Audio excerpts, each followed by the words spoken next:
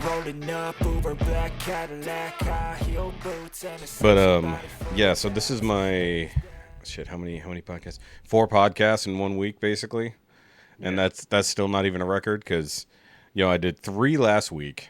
I did one with Alan, which, by the way, I did have to tell him what you've been up to. So I mentioned to him that your work has been shitty, and you also have to be driving around a parking lot in your Mini Cooper. And he's like, "What?" I was like, "He's in autocross." And he's like, "Oh, okay."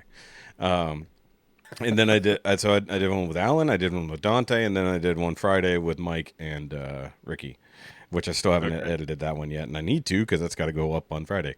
So I'll edit that tonight since I'm not doing anything extra for the patrons. Since that's every other Wednesday.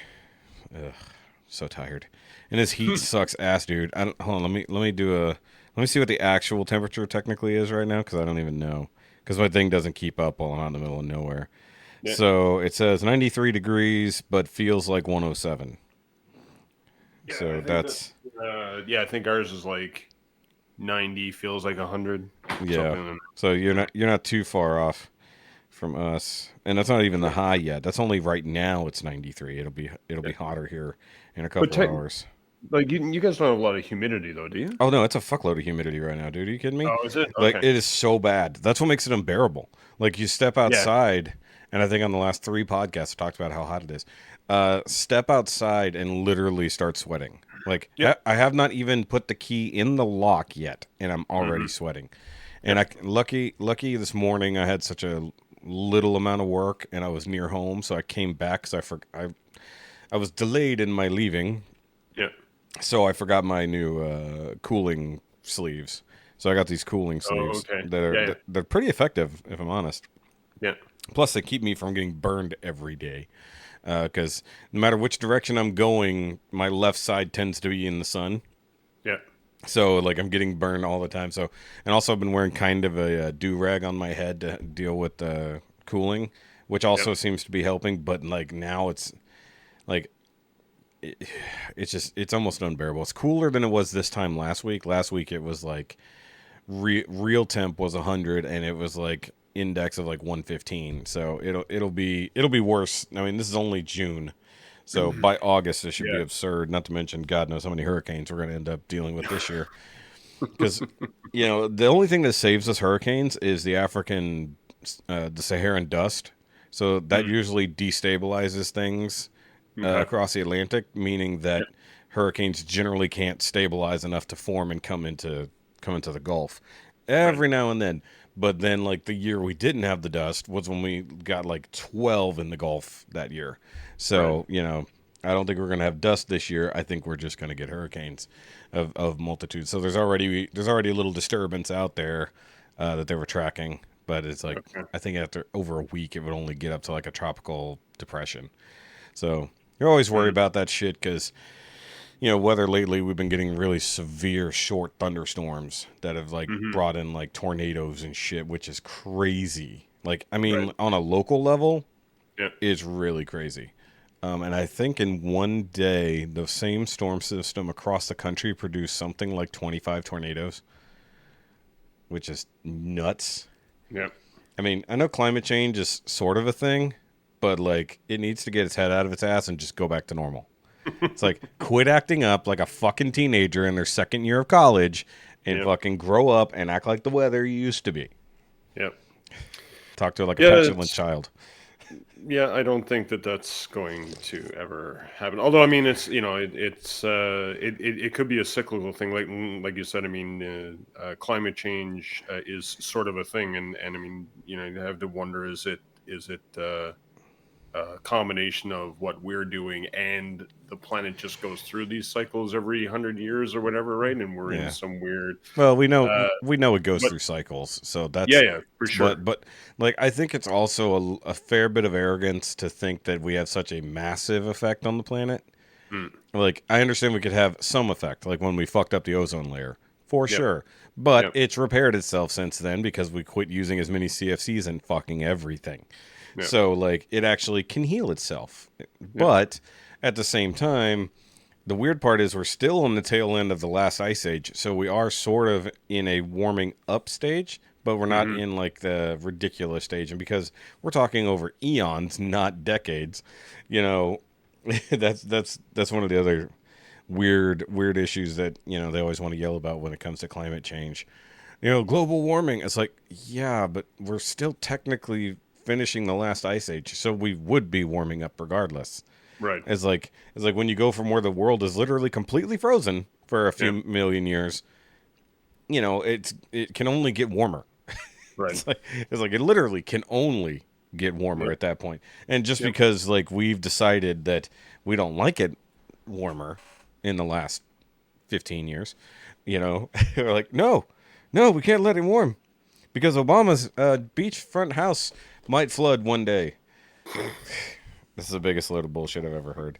It's like, yeah, climate change. The ice caps are melting. Good thing you bought that beachfront property, Obama. Yep. Yeah, it's great. It's fucking, yeah. So if you want to know how much they care about climate change, just look at where all the rich people talking about it choose to live. You know? It's like, it's weird. They really like it near the water. Right on the beach. Sea level. Right where it's going to flood out your house. Good job, everybody. First, too. Yeah. And I do get it that, like, yes, we are melting some ice caps, but the raising of the water level will really only happen when on land ice water makes it out. But generally that's evaporating, not melting. Right. So but the biggest problem there is any trapped gases of like the peat and all the crap underneath the ice and the tundras. That's actually what's going to make things a little bit warmer over time. But actually, I love people who say like when the icebergs fall off and stuff, yeah, it raises the water level. It's like, okay, well, go put ice in a glass, let it melt, and see how much that water actually comes up. Yeah. Someone needs to go back to 5th grade science class and learn about displacement. Yeah, and physics and exactly. Yeah, exactly. Sea ice does not have an effect on the water level, but that's what we were always told to be worried about, right? I think when Antarctica finally melts, you know, and turns into the tropical paradise that it is underneath, and all the kaiju come out, then I think we have to worry, right? Tropical paradise. Well, that's what we're always shown in science fiction. Like Antarctica was a tropical paradise, and underneath, inside some giant hole in the ground, is where all the large creatures live. And once they're awoken, because now Antarctica is free, they can get out. I mean, there's also a volcano down there, you know, but that's only from the one time we had to defeat Godzilla. You know, that one time. That Antarctic volcano. We're off to a great start today. It's fine. Fantastic. Hey, look, climate change into kaijus, and we all know that the kaijus are there, the titans are there to actually act like a form of nature to restore Earth's natural balance. So actually, them coming back would be great. So the dinosaurs? Not dinosaurs. Oh, just the titans. Just okay. Wrong movie. Because every time we bring the dinosaurs back, it doesn't go well. It doesn't go well until the 6th movie when they finally just let dinosaurs be everywhere and it's somehow okay. You know what? I haven't seen that movie yet, to be honest, because I have the latest I have no interest in seeing it. I'm just like, whatever. It's not terrible. Comparatively. That's what I've heard, but worse movies have come out. For sure. Yeah, I mean, like, you know, other movies with ancient creatures being discovered and brought back and stuff like that. But I talked about Transformers last week, so it is what it is. No, that's fine. Did you get a chance to watch it or no? Yeah, no, I finally did get a chance to watch it. So okay, we'll talk about that in your week. Sure. We should probably do an actual intro because we've just been bullshitting here for a few minutes. So, guys, welcome back to Now You Made It Awkward podcast, episode 59, technically speaking. Really? Yes, 59. You've missed that many. It has been a while. Yeah, so, of course, I am Shoky. You can follow me at all the Shoky-related things down below. And, of course, go check out the merch store and stuff like that. And before I get too far, if you would like to write into this show with questions or comments, you can do so at NowYouMadeItAwkwardMail@gmail.com. So, I keep forgetting to talk about the email address. But also, if you have any comments and stuff like that on our videos, I will read them when I get a chance. But we don't have any comments because the newest episode has not come out yet because it's still here in my editing software in front of me. Literally. Slack. Hey, I had to edit 2 of them back to back, basically. So the fact that I didn't get one that's not due for another few days is important. So God. yeah, because you haven't been on since before we went to Maryland. No, I have not. Yeah, so it's been that long. Yeah. So Anyway. of course, sitting over here to my right, somehow when you came in, you went over there. But if anyone else comes in, I move over. It doesn't make sense. We do have a rusty mechanic coming back for the first time in forever. Hey, everybody, I'm the Rusty Mechanic. Oh, Ooh. Can I plug my company? I Can plug my guess, company? sure. Just for nerd stuff. So the company that I work for actually does D&D books. No shit. And they released Phelan's Journal of Extraordinary Items and Yarg's Guide to Puzzles and Traps, both on Kickstarter. If anybody does 5th edition and is looking for some interesting stuff to add to your campaigns, go check it out. Giants of the North. There we go. I will add This that. episode is brought to you by Giants of the North. That would be amazing. Oh, it would be nice. So Giants of the North, pay me to plug your shit. Maybe we will. Maybe we'll talk later. That's how that actually works. Yeah. I actually need to talk to Bobby about getting in touch with Joe, because I think Joe just go get in touch with Joe. Well, if you can tell me how to do that. Instagram. Okay. Cyphus54. Yes. And of course you can follow him and all the Rusty Mechanic links down below. Yes. And, am I still in the descriptions? Yeah, even though I don't show up, really? Yeah. I mean, you have to be gone for at least 2 months to be qualified for removal. Jesus. I feel like it's been 2 months, by the way. I think it's only been 1 technically, but it's been a crazy month. Like it's just like for everybody. I mean, like Rikki has barely been available, which he may or may not be dropping in here later. By the way, go follow his work for Nerd Rage Radio on their Facebook, making their video promos, and of course on the Realm Hatton Project on Friday nights and the Realm Collectors YouTube channel around about 9 p.m. And of course, I get it absolutely right when he's not here. So I screwed it up 2 episodes in a row, and then last week, because we had been off for 2 weeks, I was so jacked up. So that's what made it worse. So try to double up episodes. And then we went 2 weeks without an episode almost, and then came back and recorded 3 back-to-back, so I don't even know what's happening anymore. I know there's like, I don't even remember what I talked about at any given day. I know there was a Transformers movie, I watched Avatar, I watched a few things, but I think I talked about that last week with Mike and Rikki. Once again, I haven't edited that to know. And I also try to avoid listening to the newest Nerd Rage just in case we end up talking about the same stuff. I don't want to accidentally be influenced. And it is funny that you're scarfing down lunch really quick, because I did that right before the cameras went on.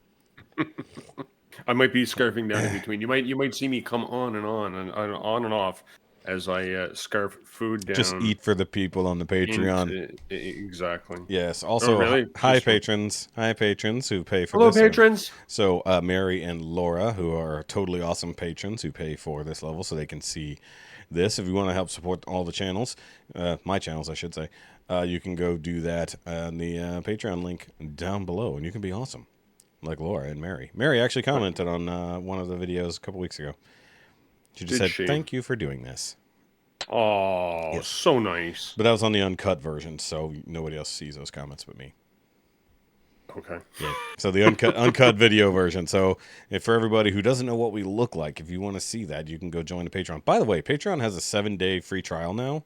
So like if you want to check out someone's if you want to check out somebody's Patreon, and I guess you can sign up for whichever levels. But I mean, if somebody has a top tier level to let you look at everything free for 7 days, why not sign up and go check it out, you know?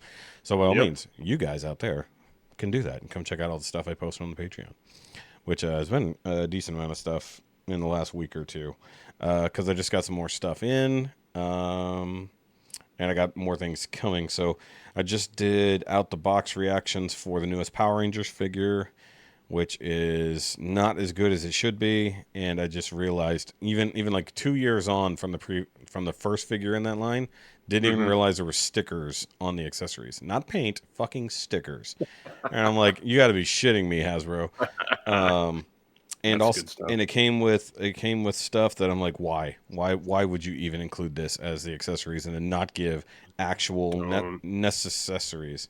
don't get me started on unnecessary. Yeah, but I'm talking about necessaries. I need Oh, them, the ones I necessary. need. The opposite. Right. Yeah. Do you have an unnecessaries shirt yet? Because you need one if you haven't. I should make one, You shouldn't I? should. Like You someone, should. yeah. You should have a Rusty Mechanic story. Because it is clever. Yes. And then I also opened up the newest Gargoyles figure with Broadway, which is actually pretty good. That big old chubby fucker. That sounds worse, chubby fucker. But either way. But I actually brought out the last two just to be on camera together, and I literally could not frame them together because the wingspan is so ridiculous. And then like last week, because nobody's seen that yet, I held up Brooklyn. His wingspan is wider than my monitor right here. Really? Yeah, not by about an inch wider than my monitor. Jesus, crazy. how big is the whole figure? It's a normal 7-inch scale gargoyle, Okay. but he's a little shorter. But his Yeah. wings are ridiculous because he doesn't have the webbed wings. He's just got singular Oh, okay. singular Yeah. stretched out wings. It's kind of crazy.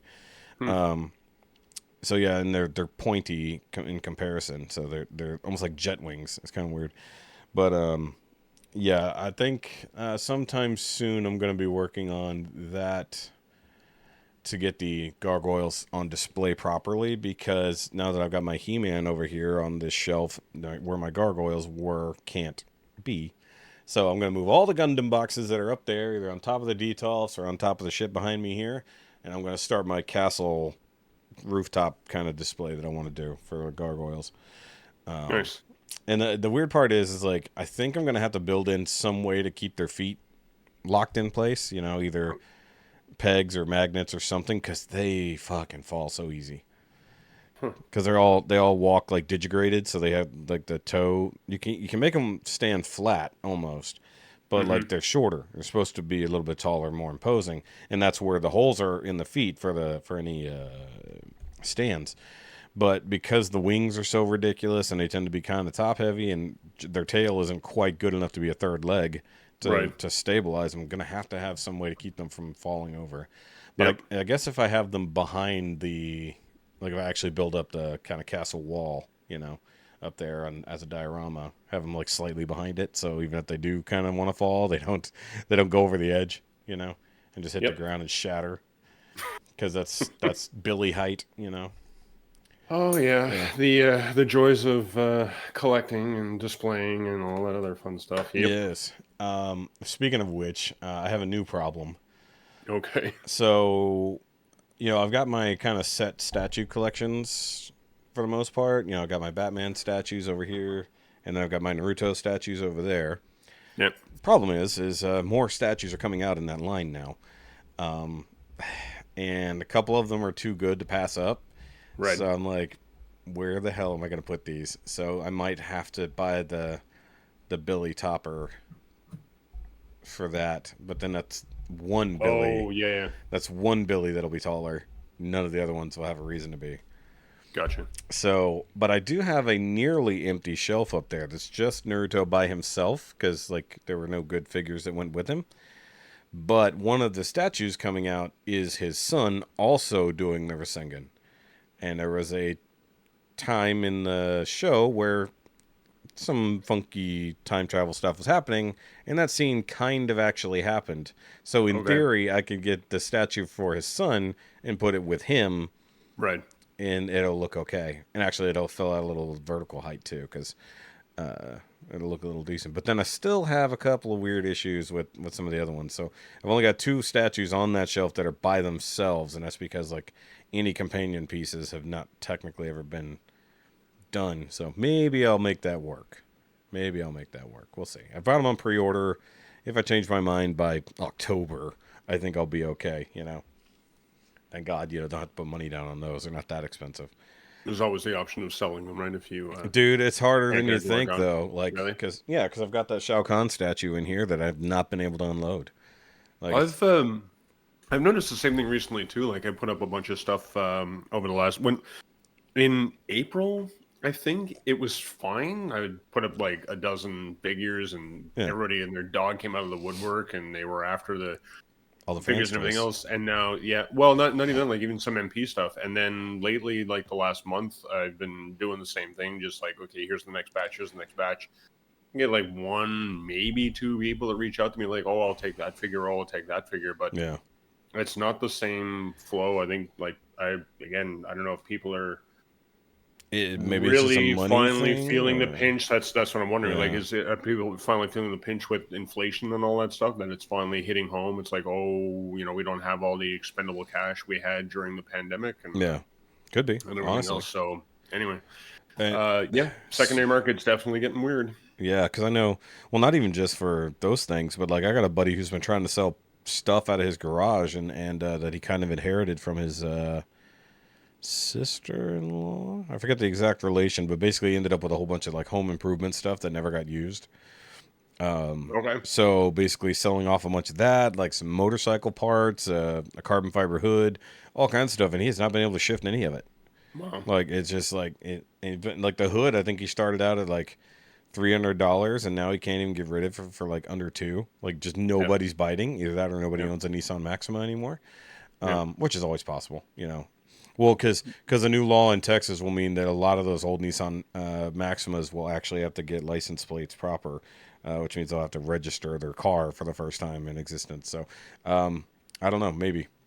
So like we can right now when you buy a car, yeah, you get paper plates issued to you unless you're buying it like from another person that's already got plates. right. So when you get it from a dealership or so they give Oh, you a temporary paper plates. Problem is right. that people will ride around with them for years and For never years, get their stuff registered properly, gotcha. or a lot of people will know somebody who'll make fake plates for them and they'll ride around forever without ever doing anything. And our governor just said, "We're putting an end to that shit." And then I love the reactions. I'm sitting there reading the comments on this thing, and people are like, "Well, how are we supposed to get the plates immediately?" I was like, "The dealerships will literally have a pile of plates in the back to give you as Yep, soon as you buy the car." Like that's nobody thought logically. It's like, "Well, how are we supposed to get them?"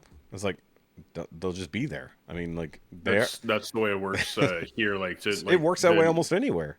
Well, so if I buy a car, if I buy a used car off somebody, just a personal exchange, not from a dealership, Yeah, right? You have the ownership that you sign off. yeah, You walk into the DMV. That's not what we yeah. call it, but anyway, What's it called there? uh, um, motor vehicle registration, something something. So nothing too Um, crazy. no. So, but I mean, you walk in with the ownership and proof of insurance, Hmm. and they give you if you don't have plates. Hmm. So with us, the plates are actually assigned to you. So you actually keep the plates. You actually transfer them from car Yeah, to car if yeah. you wanted to, right? So I can walk into a dealership.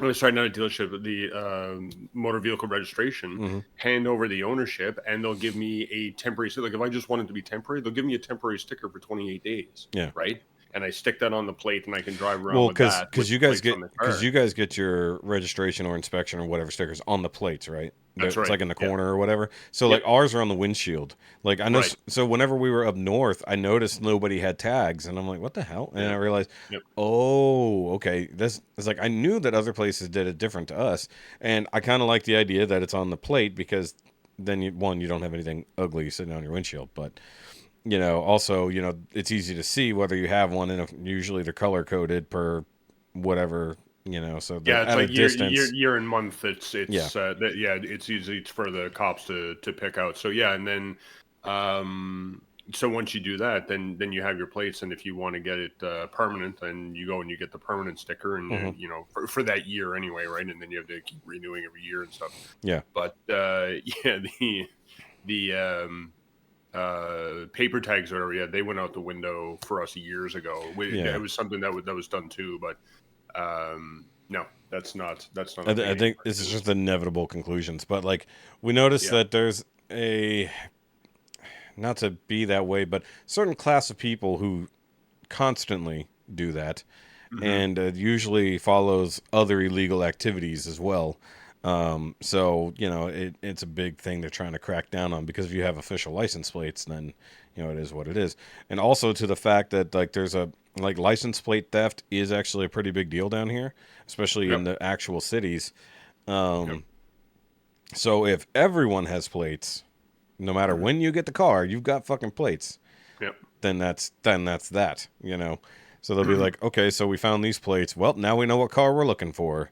You know, yeah. So I mean, people will still skirt it somehow, but it solves at least one there's problem. always yeah. Do you guys have to pay taxes on your cars too when you Yes. register them, even if they're used? Yes.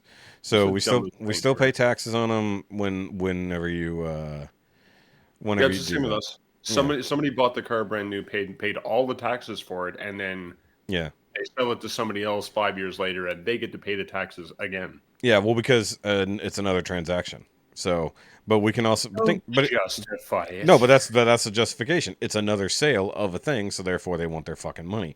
Oh, the other thing that our governor is working on is getting rid of property taxes, and I don't know if that's past a certain age or how he's going to justify it because property taxes have gone so fucking high here that nobody can afford to buy. Like if we were to go buy a house right now, like a decent Yeah. size house, Yeah. we like on top of the mortgage, which would be less than our current rent here, Yeah. the annual taxes, depending on the lot of land and square footage of the house, which they go by roof, they go by your roof line for that. So if you have a big ass porch, they charge you for your porch. And also any other small thing. So if you've got a shed out back, they charge you for that too, even though it's not living space. But like my parents, like if they hadn't changed things, they were going to charge them like $25,000 for their taxes, which is 10 times what it was the year before. It's like, and then if you don't pay it here, and this is the fucked up part, you buy a house, you have your mortgage paid off, right? You literally owe no one a dime for the house and the property. It's yours, but you still have to pay the state thousands of dollars every year for something that's supposedly yours. And if you don't, they But take it from you.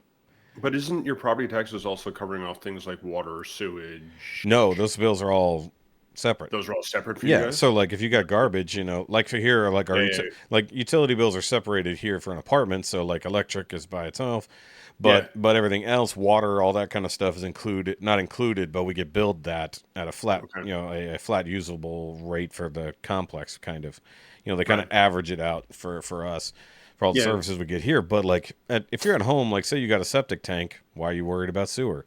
Why would you be doing anything for that? So Well, yeah. or water. If you have Your property taxes should adjust based on whether you're they using should. city sewer or you got to. And I agree that in theory that would make sense. But if you're in unincorporated property, then you don't have those luxuries to worry about. You've just got your own shit.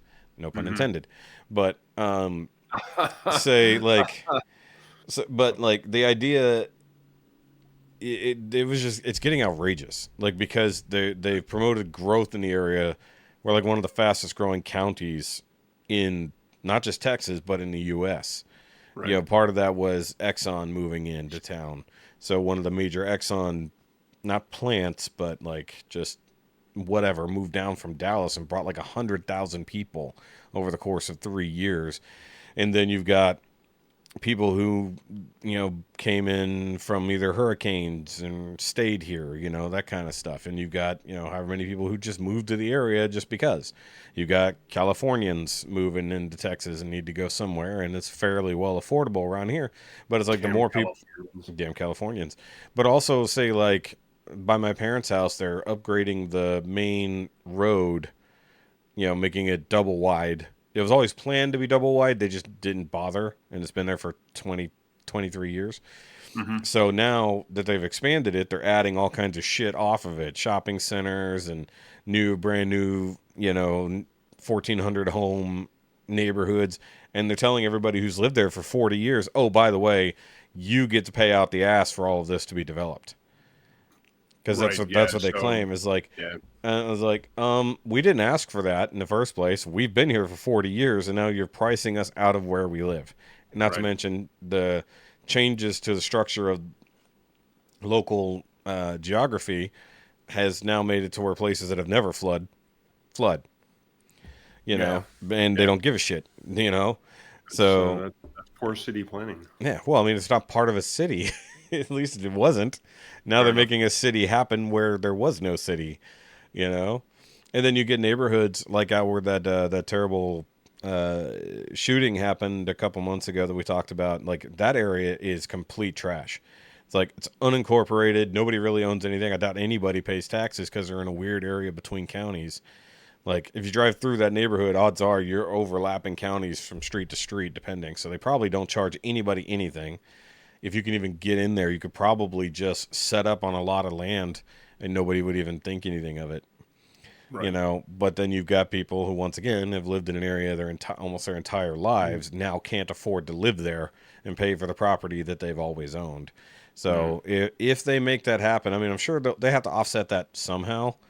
I don't know where they're going to get that extra tax revenue from. Oh, we have an extra. Somebody's jumping in.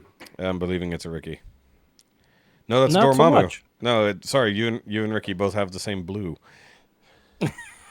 So I looked over. I was like, it says a Dormamu is here. Excellent. Okay. Hey guys, Hi. I had a few minutes to jump. I have about 45 minutes to jump in. Oh, excellent. I was just talking about how our state is potentially getting rid of property taxes, so people can actually afford to live where they've always lived. Well deserved in your state for sure. Yeah, but we were just discussing where that tax revenue is going to have to come from otherwise, unless they tax the shit out of industry, which, you know, sure, go for that, you know. Never. Well, but the whole argument there is always right. If you tax industry, they'll just leave your state, and then Yeah, but I mean, we are where the oil is, so I mean, they can only leave so far, you know. It is like, Have you Fair checked enough. to see if they've introduced a new grill tax bill? no, not yet. Fucker. Though they do tax those pretty good. But either way, all that local politics aside, let's see here. Watching anything? Okay, talk about things I just got. I did just put in, since we were talking about not being able to afford figures, I just went ahead and ordered the new NECA Ninja Turtles figures that dropped today for SDCC. And Good, you managed to get them. Yeah, it was like, you know, easy, barely an inconvenience. That's my new thing since I watch so many pitch meeting videos. It's gonna be super easy, barely an inconvenience. So I got the Samurai Turtle 4 set, and then, that's what I meant to say, and then the Kino with the scooter. I assume they'll release the Kino without the scooter later, and that's probably why it's that $100 price point. It's just because you get the whole scooter and a T-shirt that I don't need, but fuck it, you know.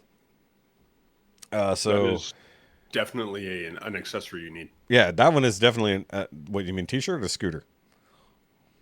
Scooter. Okay, yeah, because that was the thing they teased with a million years ago was the scooter. I'm like, yeah, I gotta have the scooter because that's awesome. But then you also have to have the chick that he talks shit to right before he leaves to go take the pizza to the turtle. You got to have her figure on the curb because that'll be worth it too.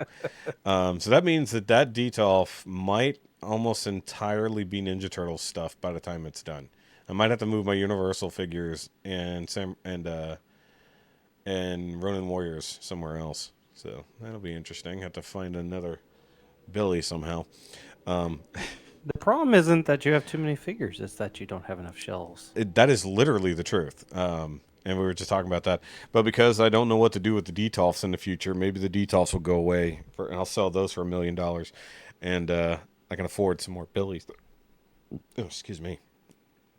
Felt that burp going. So I did that, and then what else? I got some MSG in today, so that'll be good. Like proper like the seasoning MSG. The seasoning, yeah. That's what I thought. Yeah, so like I was trying to figure out if that was like a high grade Gundam thing. No, but yes, technically, yeah. Really like, talking about the seasoning. No, I'm literally talking about the seasoning because like I can't find anywhere. Sodium glutamate, folks. Yes. Isn't that bad for you or something? No, they're actually finding out that it's cook with that anymore. Yeah, no, the Asians absolutely do cook with it still because they figured It's out not a bad million for you. years It just ago. gives you a headache if you use too much. That's Yeah. what it boils down to. It's actually not as bad as it was made out to be way back when. because they wanted to push normal salt apparently. So it is what it is. But because I'm making fried chicken again tonight, I wanted to sub out the normal salt for MSG because apparently Feel that's like what chicken tonight. that's what Want Chick-fil-A chicken does in tonight. their breading is actually MSG is part of it. So I'm gonna get a little closer. I don't have peanut oil, but I can make do with vegetable oil. Because apparently I'm pretty decent at frying chicken.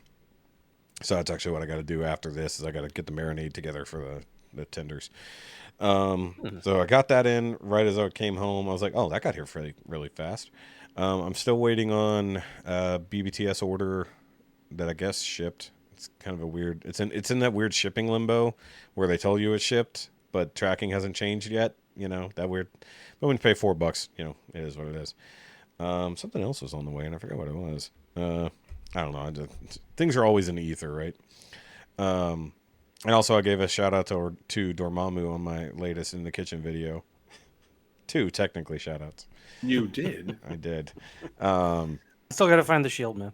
Yeah. Find me that shield one day and mail it to me. You know, maybe you'll find about it next time I come up there to visit. What shield?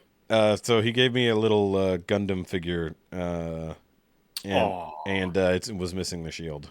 So it is what it is. So that'll go somewhere. I don't know. Right now the kitchen counter is cluttered all to hell and it's driving Jessica nuts, and I'm kind of okay with that. It's like just annoying her is half my day. That's fun. Actually, speaking of which, she just had to go to the dermatologist this morning to figure out what's going on with her arm rash. So she's been dealing with it off and on probably for about 4 years, and it does seem to have specific triggers. But like she'll break out in what looks like hives all over her arms, but it kind of stops like roughly like at the sleeve line. And sometimes it'll get on her face if it's a really bad breakout, and it'll come and go. And she's taking steroids for it and shit like that. And now the steroids aren't really doing anything other than making her unfortunately fatter, making her feel shitty about life. Yeah. So she finally went to the dermatologist this morning, and they did a biopsy on it and stuff. And apparently the doctor was like super nerding out because she has lupus, and he doesn't have that many lupus patients. So he was literally nerding out about her lupus. Like wanted to look at her gums, wanted to look at her fingernails and all these things. And he's like, oh my God, look at this. I was like, look, it's like, I see this in all my other lupus patients. I was like, okay. So at least preliminary, it looks like it might be directly related to her lupus. Like it's just part of a lupus flare. But we also know that it probably triggered a little bit between mold and like rat pee and stuff like that, because that was what our apartment used to have. Our old place had a lot of that, and that's where it really started breaking out, is when we discovered we had rats and after the mold was getting bad. So, but also knowing that she works at a doctor's office that has a leaky roof and rats could potentially be that. But also, I told her, I was like, did you even bring up the fact that you work with a sanitizer that clearly irritates the shit out of your skin? She's like, no. I was like, oh, so you're at the dermatologist and didn't mention some of the things that affect your skin. She's like, no. I'm like, God damn it. I was like, this is why you can't go to the doctor without me, because she'll just leave shit out. Like, she's like, oh, I didn't think telling that. Oh, major details. Yeah, those are the things you forget to tell the doctor who's trying to figure out your problem. Could have given her a note to give to the doctor. I could have, but I forgot that she was going, and she had to go early. So like while I was at work, so it's not like I didn't even realize. But yeah, it's like, oh yeah, I just completely forget about the fact that I can't use this stuff without having skin protection, or it will make everything break out. You know, that's a weird thing to forget about. But either way, she's a dork, so that's how that works. What was the other thing? Okay, TV shows. So I talked about a lot of the movies I watched over the last 2 weeks on Friday, and she was watching a show on Hulu. It was basically about influencers that have been in trouble. I forgot what it's called exactly, but it's basically like people from YouTube, Instagram, or whatever like that who have been through some type of criminal prosecution. Surprisingly, only 6 episodes, and I'd not heard of any of these people. I was like, it's like, are you shitting me? Like, there's way bigger stuff that I definitely know happened and not featured on this show. So that was her new obsession for last week. Just tell her to watch Is It Cake? Half of the people on there are, and I'm using air quotes, influencers that I hate. Even my kids are like, have you ever heard of these people? I'm like, No. Like, I like the first season of Is It Cake. I don't know if they did a second one or not, but It's coming. It's called Is It Cake 2, Too. nice, So, yeah. nice. So they'll be like, so now you have to guess if it's cake or if it's not cake and another thing, because it might be some other type of food that's not cake, which actually would be a much an interesting twist on the show. And Supposedly gets released, I think if not this Friday, then next Friday. yeah, it's like Netflix, don't do this. I would also like to say that I definitely didn't go see The Flash, so I did not contribute to its failure, or maybe I did, depending on how you look at it. I think you did. Is it more of a failure because I didn't go, or is it more of a failure because other people did? I was like, is it a failure because it didn't make enough money, or it only made the money it did? So it's a perspective thing. I did not contribute to The Flash at all, and I'm okay with that. I just watched a bunch of spoiler videos, and I feel like I got enough of it. And then yesterday, in the realm of collectors group, there was a lot of people making Flash posts, like just shit posting for fun, and it was hilarious up until I guess they pushed it too far and it had to be taken down. But I was laughing about it. But I unfortunately missed it, so I was like, I felt kind of bad, but also kind of good. Yeah. Because I missed all the fun, so I felt bad, but I also felt kind of good because you would have I wasn't contributed. part of. Yeah. Yeah, I would. and you're a troublemaker. But you were which one are we talking about? Because you were on the. He that was. He just Monday night. wasn't. He was not available in the group to contribute to yesterday's shenanigans. Right. Sorry, Yeah. I was thinking about Monday because I was on the Do You Yes. Transform Bro episode on Monday, Indeed, you were. So, which Dormamu was making fun of me the whole time, and as well I as was not making specific fun of you. would That have was only been. 2 jokes. you made a rusty trombone reference, and I didn't. I was trying to see if I could I make almost- your face. I was trying to see if I I could saw make it and I your was like, face. don't react. I was really Yeah. trying to make you do a spit take. I really was. Some bitch. So I would also like to once again give a shout out to Dante, who joined me last week. The episodes we recorded, we're gonna, I believe, both gonna release next Monday. One on his channel and one on this one. So that's what I'm lovingly referring to, at least here, as Now You're Off the Mats. I created a whole logo for it and everything because I was bored. So this is our normal logo, but I put John Luke in a wrestling gi.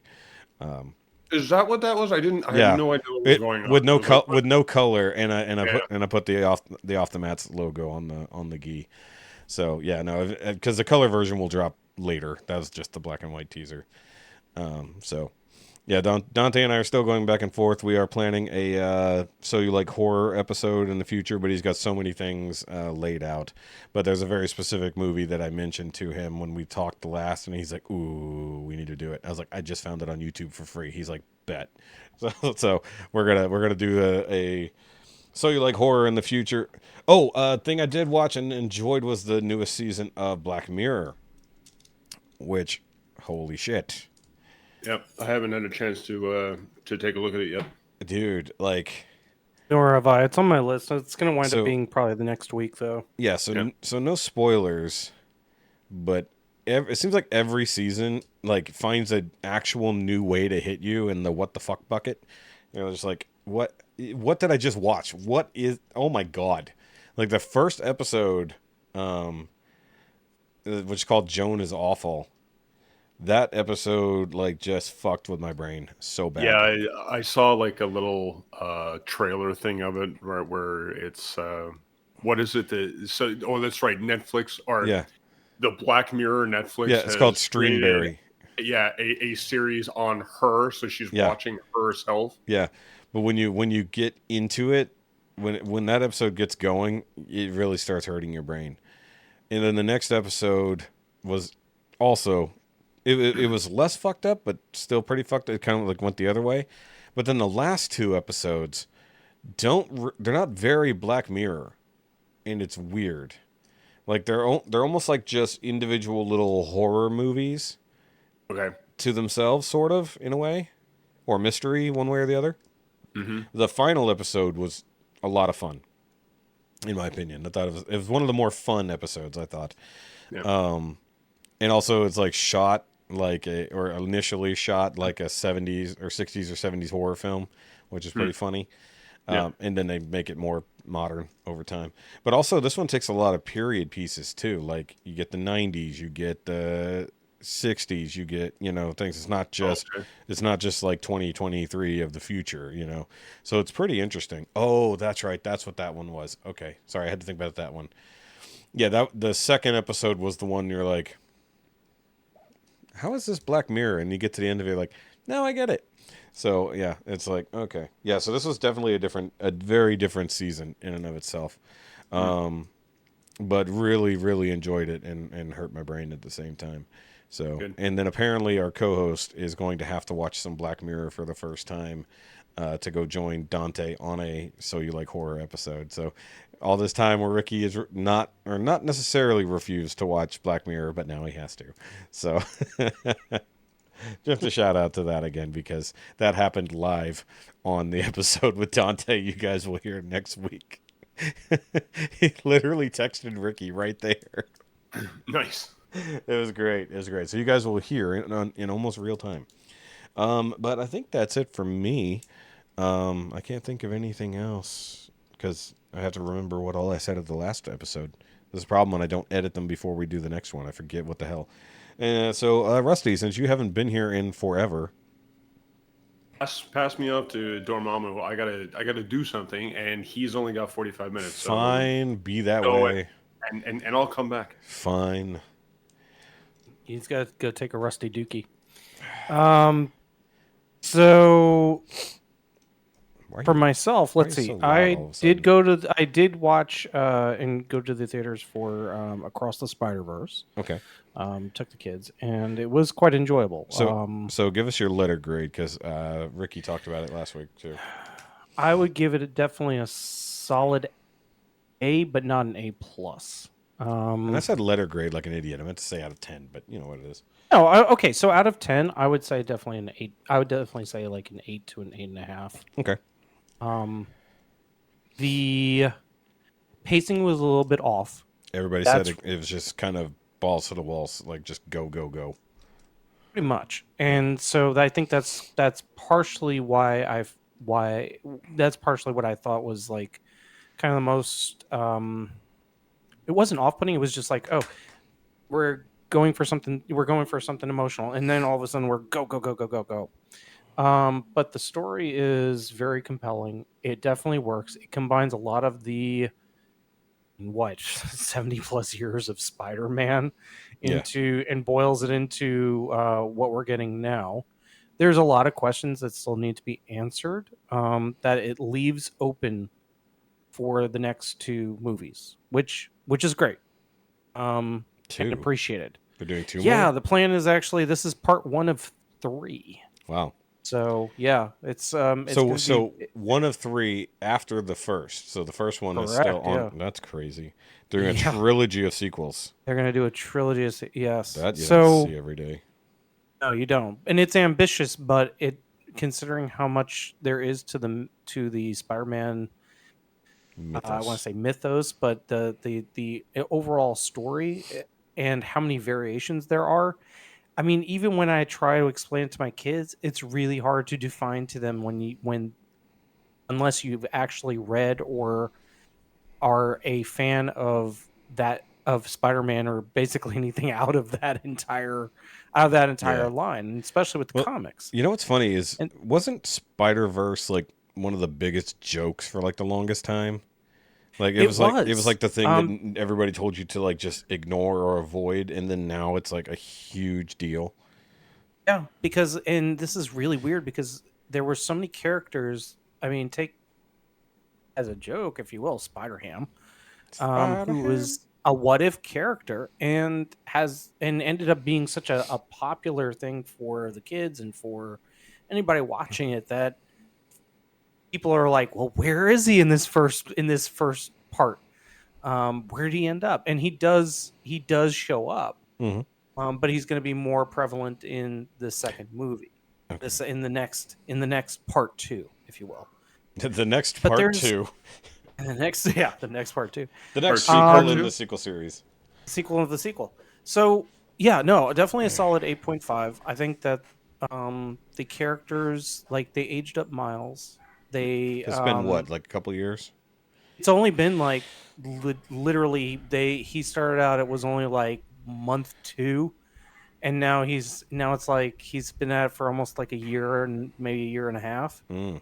So he definitely, like, it's almost blink and you miss it for certain things, but biggest thing for me was the artwork and the what they did for Gwen's universe, what they did for others, Mhm. the artwork, and even the animation. There are certain points where I had trouble basically understanding that it wasn't actual live action I was watching.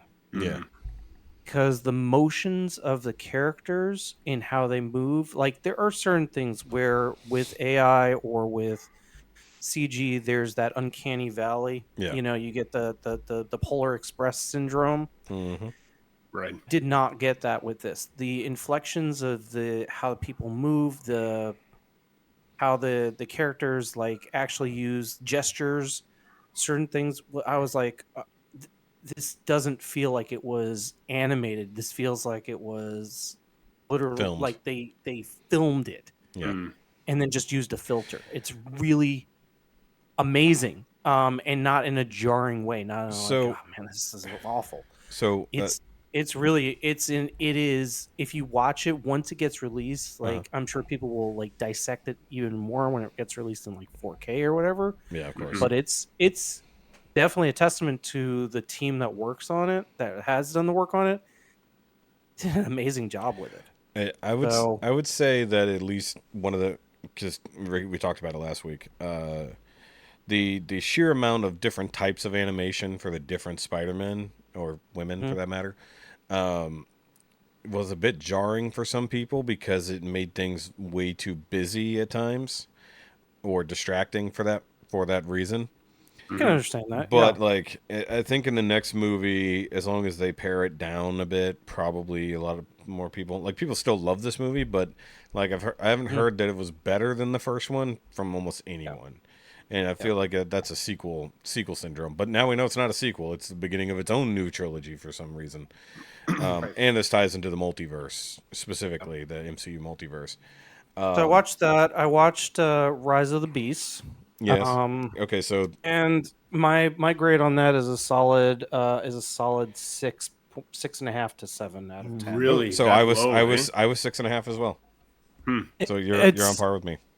Here's the thing: is it as good as if I was comparing it to, I don't know, prior movies? And I will just preface this: I am partially biased because I am a fan of the franchise, but I am not as much a fan of the live action movies. Well, that's not Even really from the not even from the necessarily a bias. even from the first movie, they are.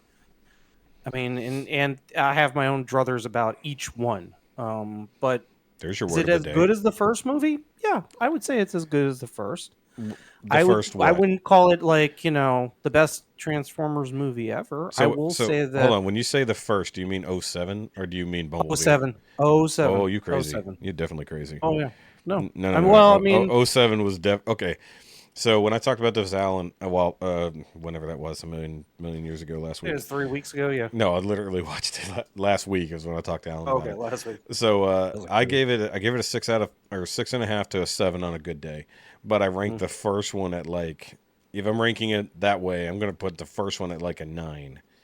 And then Transformers 2 will be like right behind that, and Bumblebee will be right behind that. So like, Bumblebee, I actually rank higher because it's a better movie. it's a more cohesive. It's a more It's definitely a cohesive cohesive movie. movie for sure. It's a more cohesive movie. It's got a better. Wheeljack. It's got a better. Wheeljack. It's got a better character basis. Yes, that's true. Even if they don't get all the character names, even if they shoehorn character names, which I seriously, please stop throwing. Whoever's at Paramount, please stop throwing darts at a dartboard to just come up with whatever character names. At least not one we've already seen. Exactly. That makes it worse. It's like, hey, Right. we're just gonna forget we already saw this character completely looking different, like Yeah, in but they all didn't- aspects.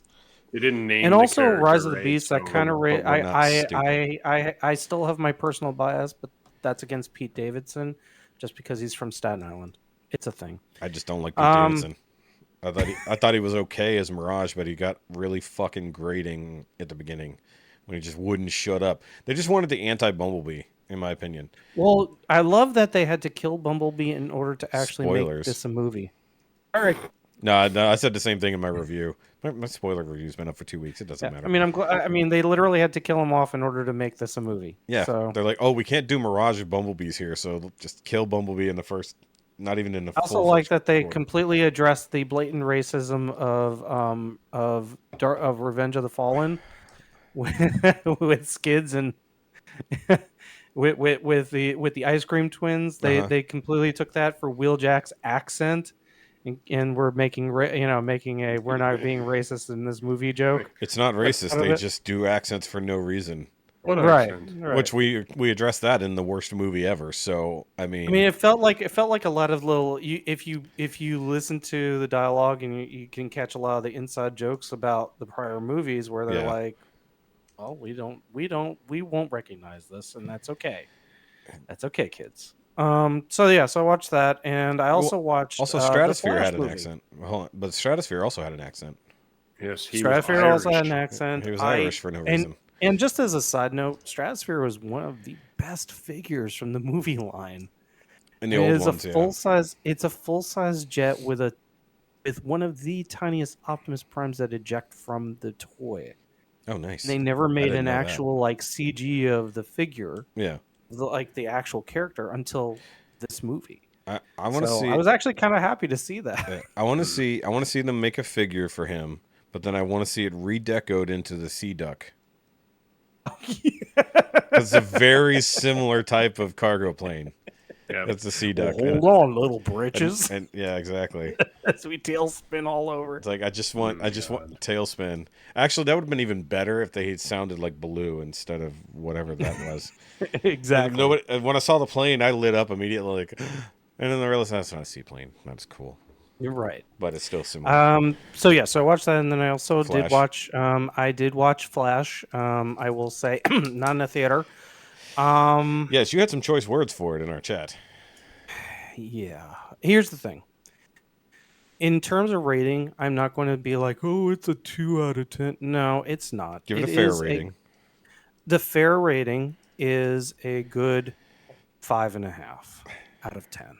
And for those who are mathing, that is more than Rise of the Beast. It is. Well, Rise of the Beast got a 6.5. So 5.5 is slightly lower. But here's the thing.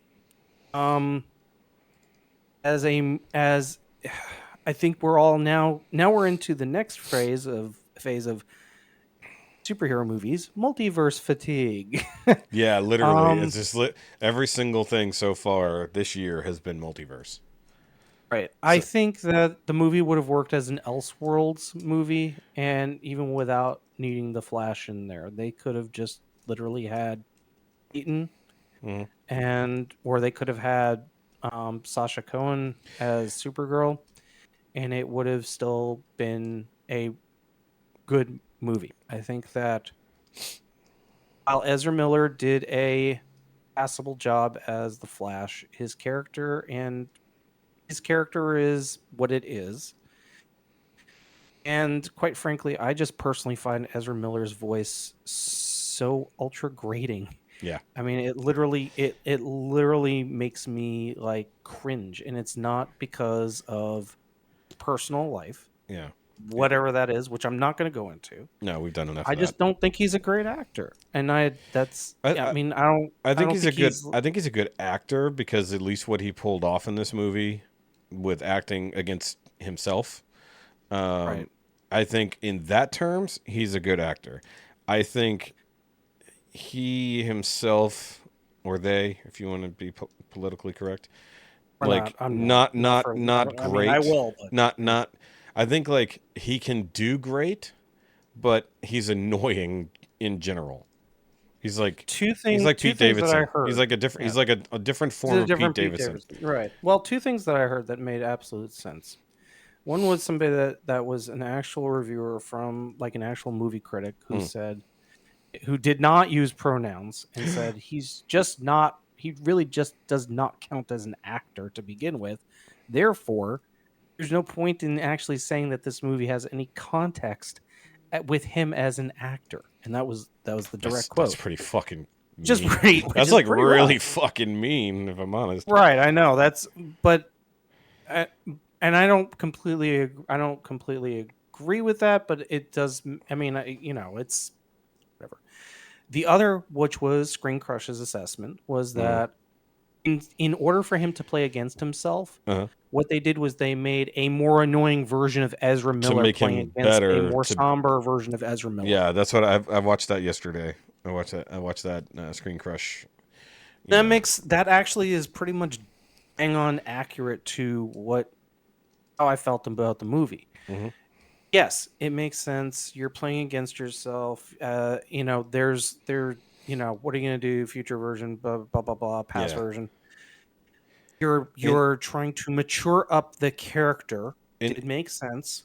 It did show more so in certain scenes, but from the jump, from the very start, it was Ezra Miller with whoever wrote it in said, well, let's just give the Flash his usual yucks here and there.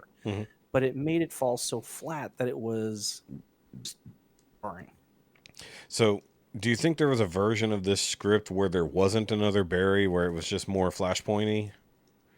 Like, do you think they ever just went that route, and then, like, for some reason they decided to go with the multi-Barry route?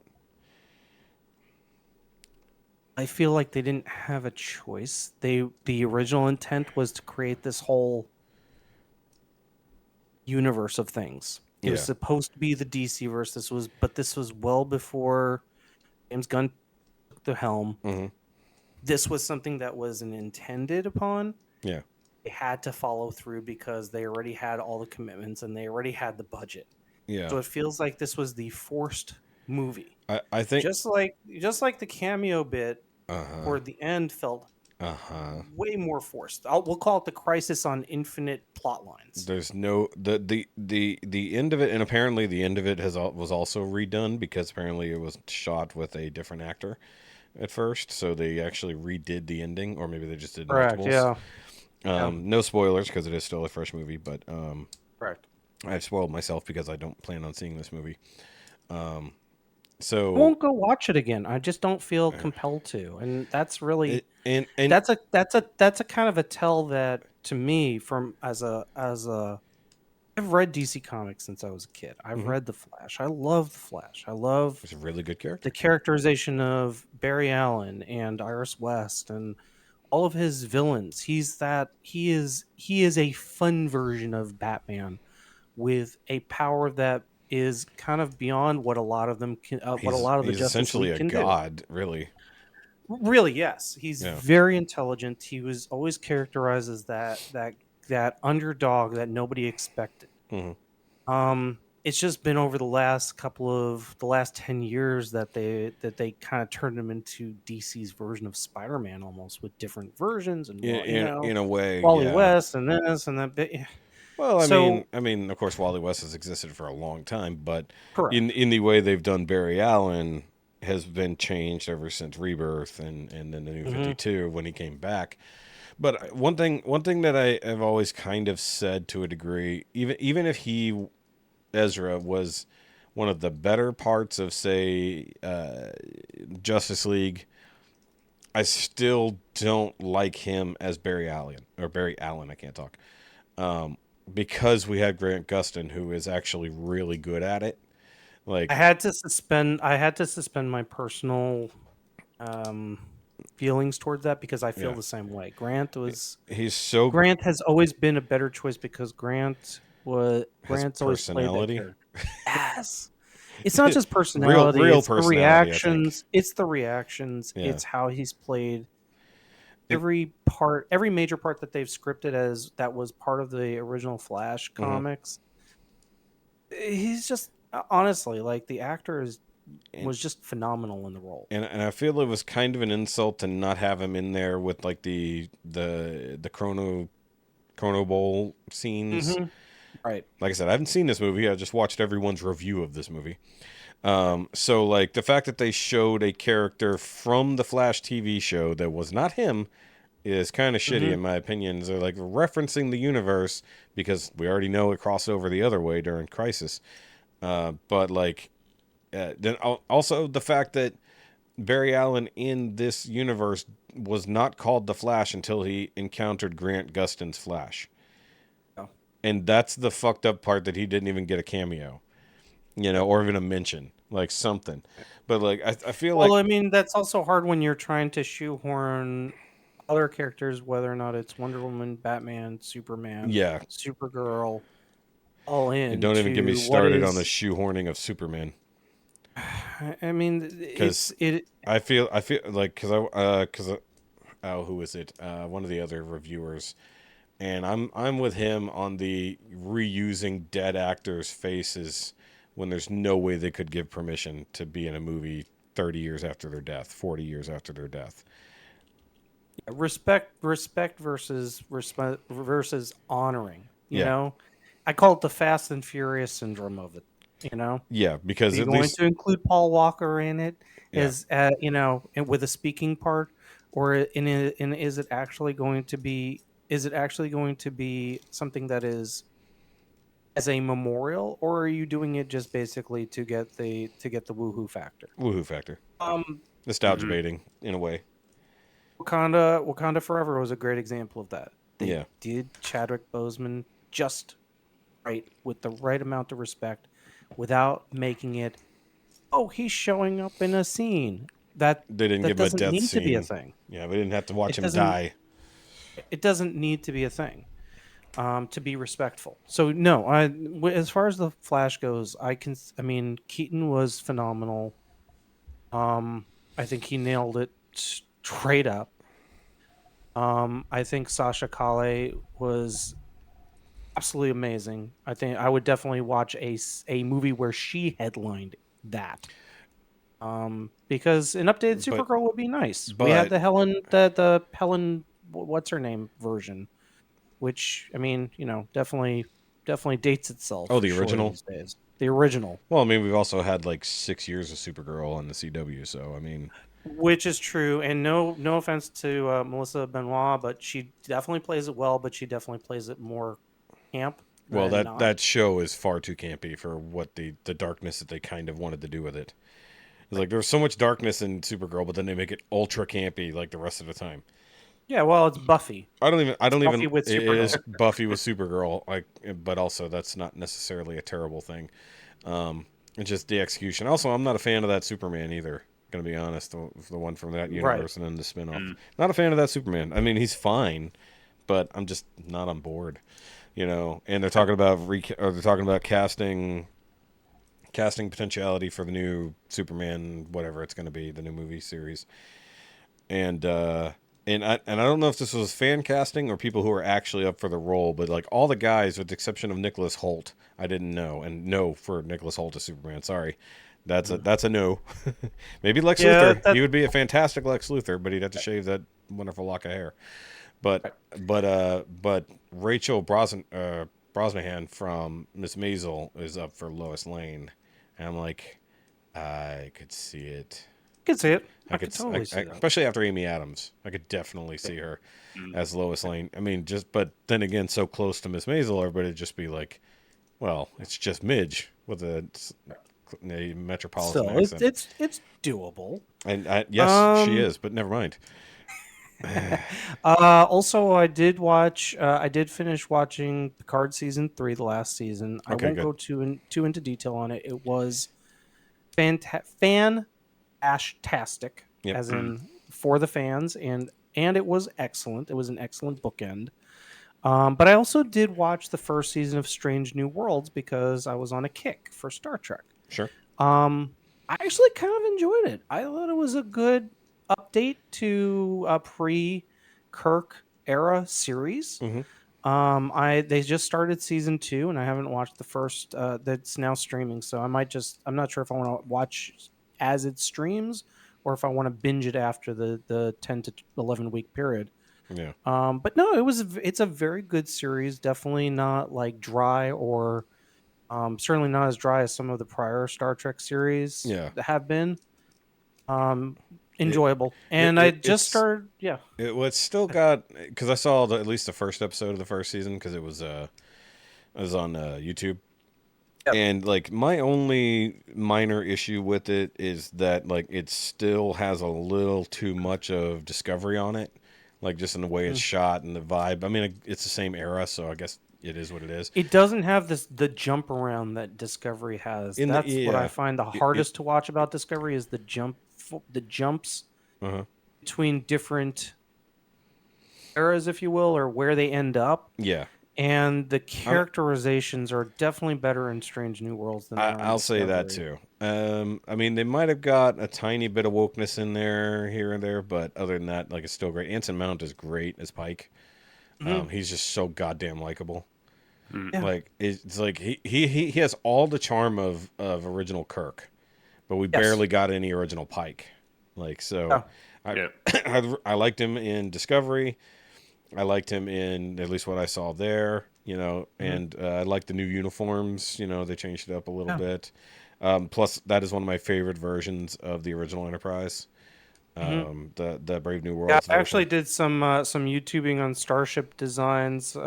Just came up on feed, and always kind of interesting to see what the concepts are for but future vehicles. But you know what's funny about it? This one is technically meant to be first within the same canon of original Trek.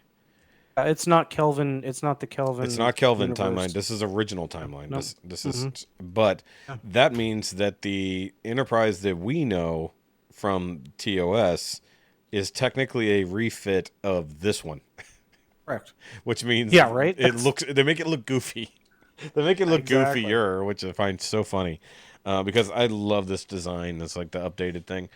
But I don't know if you saw this. The full deflector radar style dish on the front end. Yeah. It's got all the nods. And the swept back pylons instead of the straight up ones. Exactly. But if you watch Tested, Norm was at I forget which particular modeling convention, like over the last week, and they did one yesterday where a guy, I forgot the guy's name unfortunately off the top of my head, but they were looking at his version of a TOS era.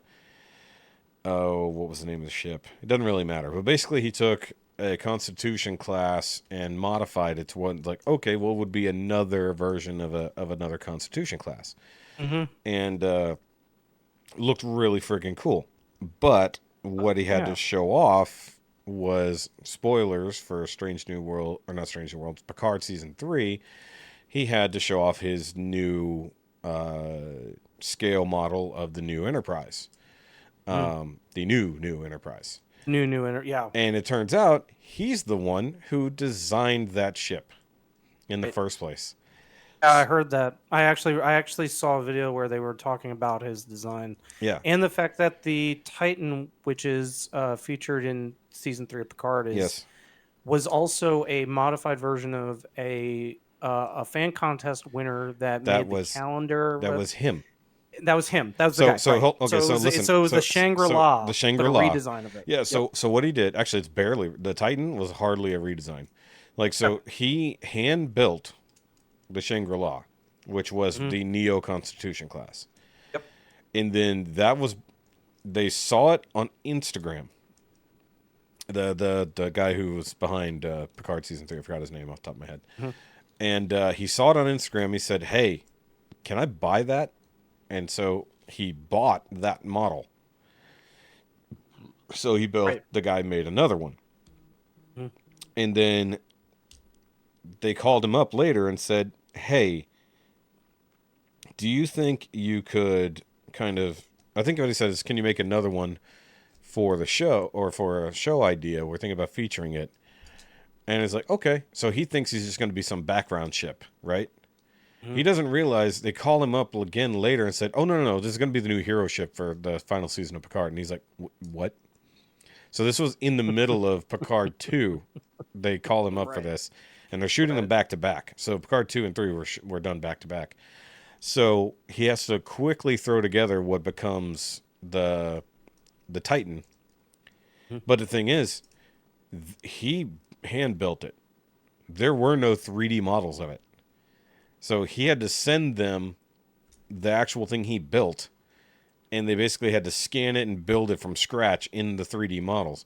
But what happened for this particular show is they sent him the finished 3D model, and he put it through whatever the rendering software and stuff like that is to be able to 3D print it, and he built the first actual physical model of the new Enterprise. From scratch. So nice. It came completely full circle from just a random build of a design that a fan design build that he did that got purchased by the guy doing Picard. Loved it so much he decided to make it an actual ship, and then they had to send the real one there to be turned into a 3D model to be sent back to him to be made into a physical model, which is crazy. So I definitely It's awesome. I mean, that's awesome, that. and that means that the production team is really taking they take the fandom's work. Yes. And it's a nice nod. Well, I mean, it's happened to so many of the newer ships. I mean, like, and then some of them are just, thrown together bullshit that they did from, left over from the DS9 era. Right, DS9 or even further back, like TNG and TNG. Yeah, exactly. I'm trying to find the guy's name. So I watched that, and then I also started watching on Netflix. Bill Krause. Bill Krause is his name. Yeah. Admiral Buck. That's the name. Admiral Buck. Yep. I started watching Fubar with Arnold Schwarzenegger on Netflix. Yep. Mike talked about it last week. Yeah, well, I will agree. It's a little bit of geriatrics in motion. It feels like it's just meant to be a setup for the new Expendables that's coming. Yeah, pretty much.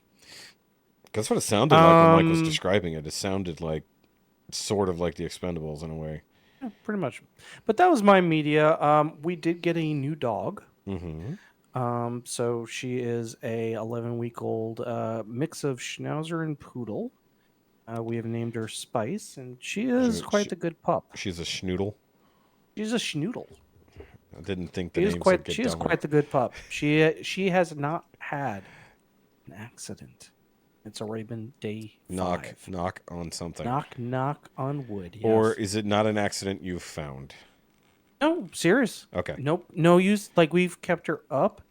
No use of pads. Wow. She also seems to be a real snuggler and responds to calling by whistle. So I am very, very impressed. I'm sorry. How old is this dog? 11 weeks. Jesus. Little puppy. Puppy dog. Cool. Plus the other one, the 3-year-old is definitely much happier having a playmate. Makes sense. Yeah. So, all good. I have an itch. All good.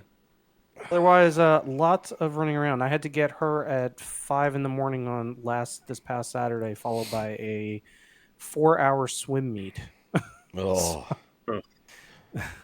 The summer is upon us, and so are the meets of various sports. No. So, but that's been roughly my week. It's just the usual. Yeah. Lots of little training things and treats and lots of treats. Yeah. And you've actually been here more than Rusty has. In the last You month. keep bringing that up. Well, it's true. Rusty's been everywhere. Rusty's the Rusty's been everyman of the busy. pod world. Something like that. It's called being a whore. Or whoring myself around. He acknowledges his whoredom. Pod whoredom. Yes. Yeah. All right. So speaking of the whore,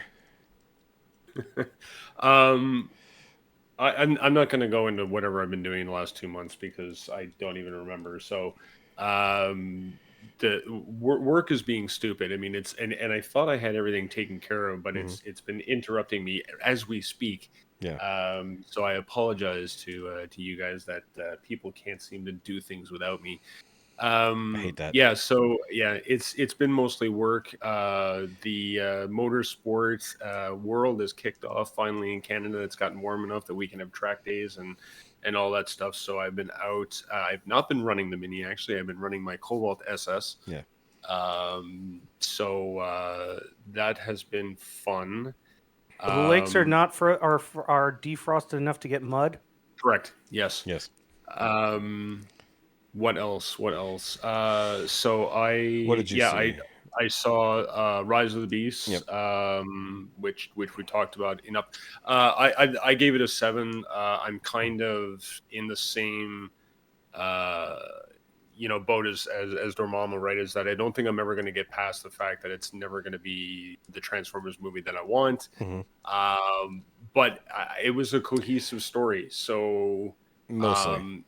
it was entertaining. It was fine. I thought it was good. Yeah. I was scared when I saw the extended scene of the Autobots and the Maxwells meeting for the first time and the terrible dialogue that happened in that first meeting. But if this is the direction that they're going in, it definitely feels a lot better than everything else they've done before. By the way, since we're on that topic, I did watch an interview with the director, and he cleared up some of the confusion about this particular universe. He literally said the words, "This is a reboot. We are starting fresh." But there's a dickhead who's still left over. He's still in the production side that he's left over from the Bayverse, and he keeps yelling that it's a sequel. That's why it's getting fucked up. And he actually, and I watched it. It was a big like table thing interview with the whole production crew and the director, and someone literally said, "So is this a reboot or a sequel?"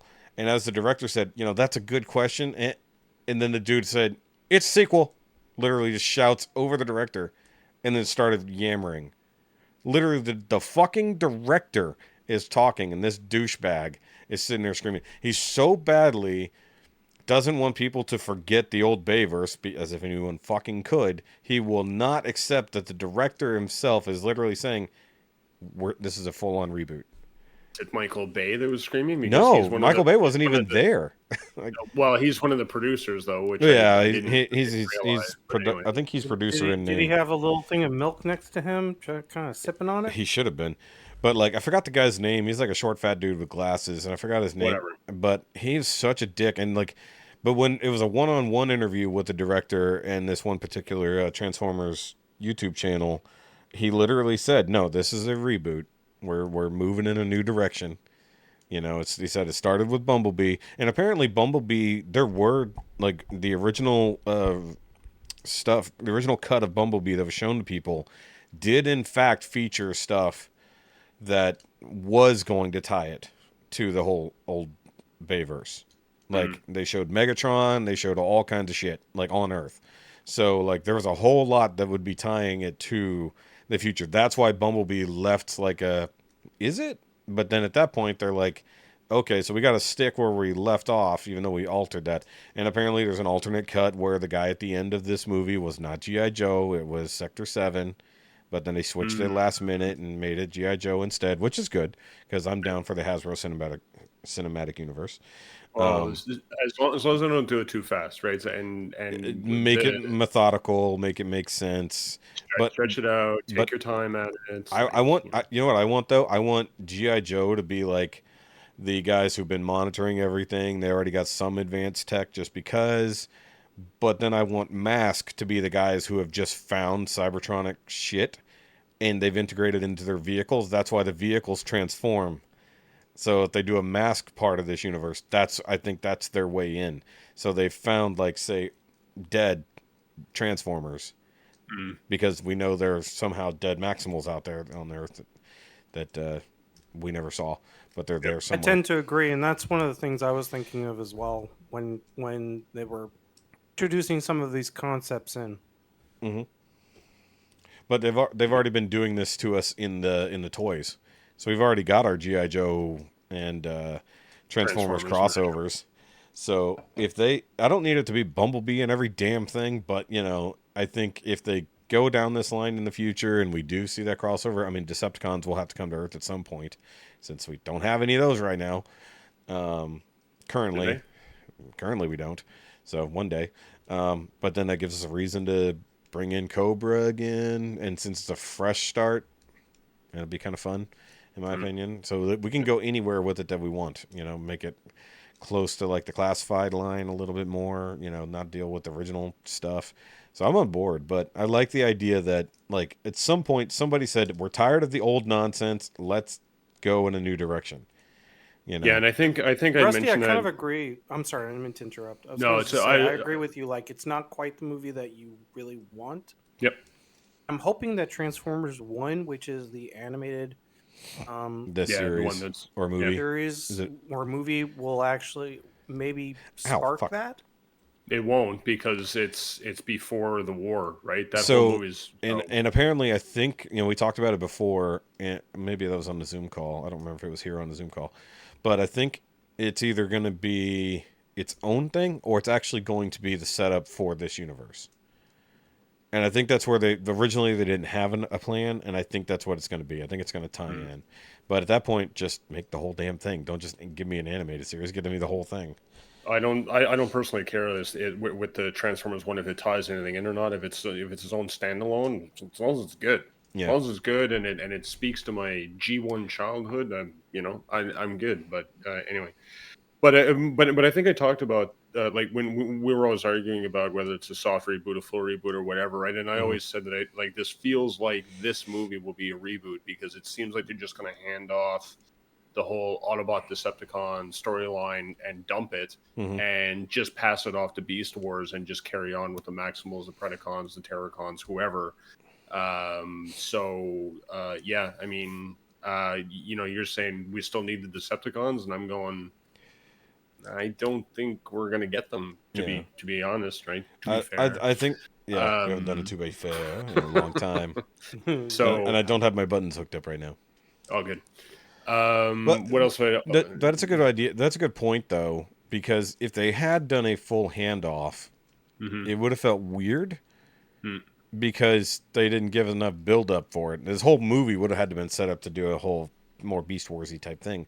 But then also, why bring it to Earth at all? We wouldn't even need that. But then also, if they had the balls to say kill off all the Autobots and then just give us the thing, but then also that plays with the time travel problem with this movie, because they acknowledge time travel happened without even showing anything about that. But if they want to give us a setup movie that's all the Maximals and everything else that led up to this point, I'd be down for that too. Like totally separate from the rest of the nonsense. Let it be on its own. In the future, they get sent to the past. Give us a legit like Beast Wars thing, because we saw that what's his face had he had Predacon emblems on his shoulder, so it means he's killed Predacons. Yes, yeah, I noticed that too. Yeah, and I think in one cut, the scorpion thingies that were sent down by Unicron were called Predacons at some point, but then they changed it. They're just another extension of the Terracons. Anything that pops out of Unicron's a Terracon, basically. All right, so continue. So I finally got to see Guardians of the Galaxy like last week. Wow. I haven't watched it yet either. So. Oh, you haven't? I have not. It's and I so really good. want to. I just haven't had a chance to. Yeah. No, it's so good. much media. So much. Yeah. Really good. Really well done. I'm with everybody else. I think it's probably the best one out of the three. I just like. Well, I mean, I said second best. Fair enough. I don't have any complaints about the movie. I think I think it was, again, it's another really well done Marvel movie. Yeah. The only thing I didn't like, actually, I found like Nebula's become squishy soft, and I'm kind of like, I'm kind of okay with that, because it's character development from the literal robotic bitch that she was at the beginning. I'm fine with character development. I just find it was just way too much. Like they've just swung her like all the way the other way, right? And I mean, given the time frame and everything, it makes sense. But she's also lived through the 5-year gap where a lot of them didn't. So she got to live without all her friends after just gaining them and all that. And You know, she helped reestablish the Guardians headquarters and helped save half the universe. So, I mean, like, she's a different Nebula than we used to know. So, I mean, like, squishy, yeah. I actually found myself... she's squishy compared to what she was before. Yeah, she wasn't a complete hard ass, but I think it's, like, the lack of Gamora changed that, too, to a degree. But also, like, I don't like her new arm, in my opinion. I think it was just a little... It was way too much tech going on. Way too much nanotech, but, like... Yeah. And I still want an explanation as to how the fuck they got Bucky's arm and what they're doing with it, because that didn't come up in this movie, and I want to know where it was. It has to be in like Rocket's place somewhere, right? Yeah, because they picked it up during the Christmas special. It was his original arm, right? So yeah, so it had to be Well, it wasn't the original one; it was the vibranium one. Oh, was it the vibranium? Yeah. Oh, okay, that doesn't make any sense. Then. No. Anyway, they gave it to Kevin Bacon. Yeah, exactly. I did not watch Flash. I'm not going to watch Flash. To me, you know what? I think the failure of Flash was that they announced James Gunn and the whole 9 yards, and got rid of everybody and said they were going to start over. So then your interest in the Flash movie, which is based on the current stuff, just goes right out the window, and it becomes why would I watch this movie if I know they're just going to reset everything anyway? Yeah, there's no consequence from this movie to anything in the future, so why? Yeah, exactly. Yeah. Except they're still somehow doing a Flash 2, supposedly. Really? Somehow. I did finish watching Picard as well, Dormammu. I absolutely hated it. I cannot stand watching shows that have no flow in the story. That story was all over the place and was not cohesive and threw away everything they did in the first 2 seasons, and I absolutely hated not everything. Whole thing. Everything. Not everything. It was awful. I just hope we don't get any more Borg plot lines. That's all I want. No more Borg, please. Exactly. Like Rusty's in the 1%. He's not wrong either, though. There are absolute flaws with it. It is, and I made comments about this in our chat. It is, and you and I discussed this on one of our prior episodes. It is the fan service of Next Generation that could ever be fan serviced. Yeah, and they did this by throwing in every concept possible of the fandom that was TNG and threw it in there. Yeah. That is in the not kitchen how sink of everything. It was the that kitchen is sink. not that is not how you send off Patrick Stewart. That wasn't it. And to take every Borg storyline we had, including the one from season 2, and literally go. Well, at least the one from season 2, it had nothing to do with this one. But it was supposed to. That's the point. They're supposed. So the Borg, as we knew it, the fact that the Borg Queen was killed, right, in one of the movies, whichever one it was. She was killed in the movie, and she was killed again. First in Contact, yeah. Right, and then to bring in Voyager. Mm-hmm. To bring in a new, cooler, more advanced Federation-friendly Borg Queen, which happens to be, one of Picard's friends. Yeah, that was kind of cool. And then they defined as the hippie Borgs, which hippie Borgs is definitely something that should be a band name. And then you turn around and you again bring back the original Borg Queen and go, what happened in season 2? Then I don't understand what just happened. I think because of where those Borg kind of physically are, I think that's why not. Well, they're not there. They're not on fucking Jupiter, where this Borg Queen was hiding out. So this is our old Borg Queen that's the only thing that basically survived what happened in Voyager's Endgame. And so she's just coming back for revenge after basically cannibalizing everything she could between the Delta Quadrant and here, know. And that was basically ending old Borg. So, like, there wouldn't be a combination of new Borg, old Borg. Old Borg, gone completely. New Borg, still in the universe for Jack to play with later. If that now you sound like the Swedish chef. Borg. Too many Borg. If that's what helps you sleep at night, it is. The Borg Death Star. The Borg Death Star was destroyed by the Millennium Falcon, so it's fine. No, Rusty, you're not wrong. There's definitely a lot of plot holes, more than enough out of the season. I'm pretty sure Without a those doubt. plot holes were series wide. They weren't just season wide. Yeah, no. It's like that just Yeah. existed. But look, we Yeah. got Captain 7. Yeah, that was. It was yes, literally a that setup for was- the next series. Yeah, I mean that was. They better do the it. Only and by the way, out of everybody that was on that show, again, Jerry Ryan was the only one who was stealing every scene because the rest of them were in there like they couldn't give two shits about whether they were acting or not. They were just sort of fumbling along through their scenes and I don't think that's 100% And as a preface, Sorry. I've been watching Voyager episodes just because they've been streaming on Pluto. yeah. And Jerry Ryan then versus Jerry Ryan now. Mm-hmm. Holy crap! What a difference in the acting. Yep. She has, but also a difference in character. She has worked her craft as it is. Yeah, because she was what, still really new back then. Yeah. I have not been doing reviews because of my Busyness. life, Like, I'm going to wait for the tapes to show up before I do the review of this guy now because, by the way, I'm holding a blaster for those of you, fan size blaster for those of you who can't see this. For all you non-patrons out there. Yes, you non-patrons. So, yeah, I have not... I want to. Now I'm just going to wait for the tapes and I'm just going to do it as one big review, assuming that my life ever normalizes. You just have a new normal. What else did I get? Oh, I got New Age Power Glide. Nice. How is he? Still haven't gotten him yet. He's great. Lots of articulation. Transformation in the legs a little wonky, but it works. Yeah, I mean, for again, a legend scale figure, the legs are a bit panely, but He seems tall for Power Glide. maybe that's just me. I think he's all right. But I mean, that's not scaled to anything in particular, so that's what I'm just saying. Yeah. I'll probably get him just because I love the A10 Warthog.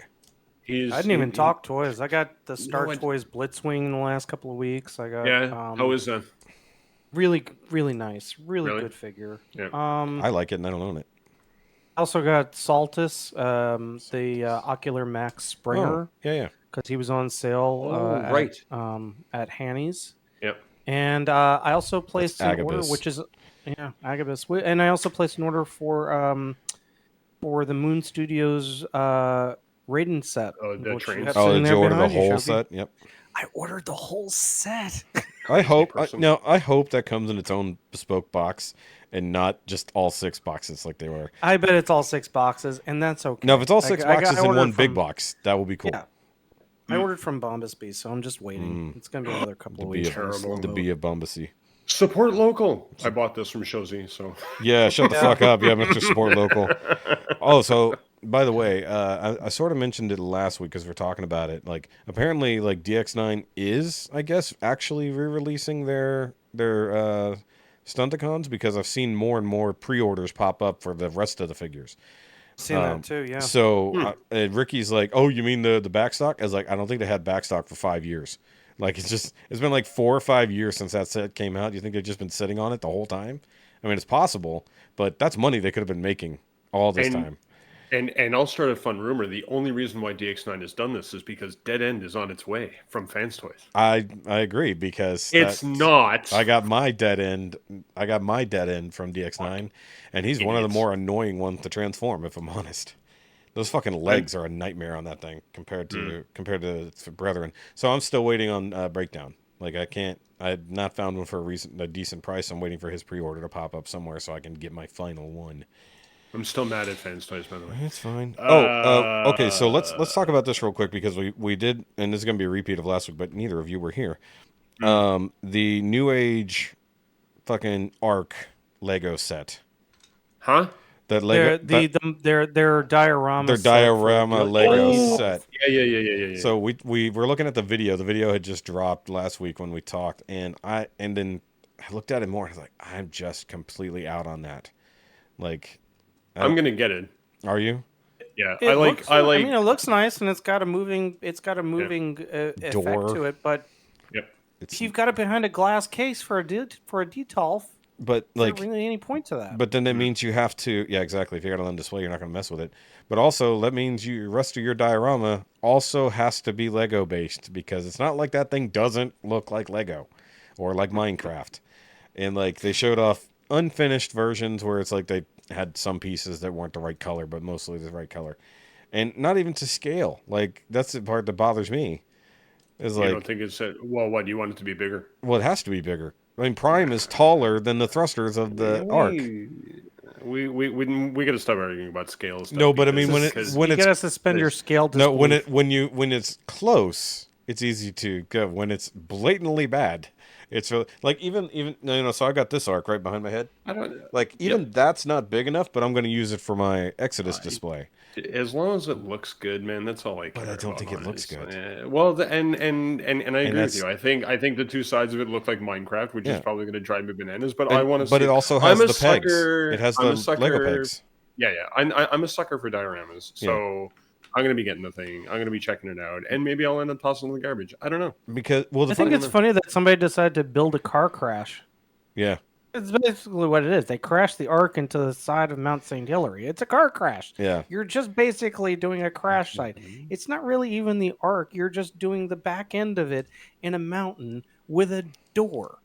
Like if they really like, 'cause they already gave us diorama sets, right? So the A and the B are the Autobot and Decepticon ones. I got both of them. I got the I don't have the full B on display, but I do have the Decepticon throne. It's right here above my shoulder, but you can't really see it because it's in the dark.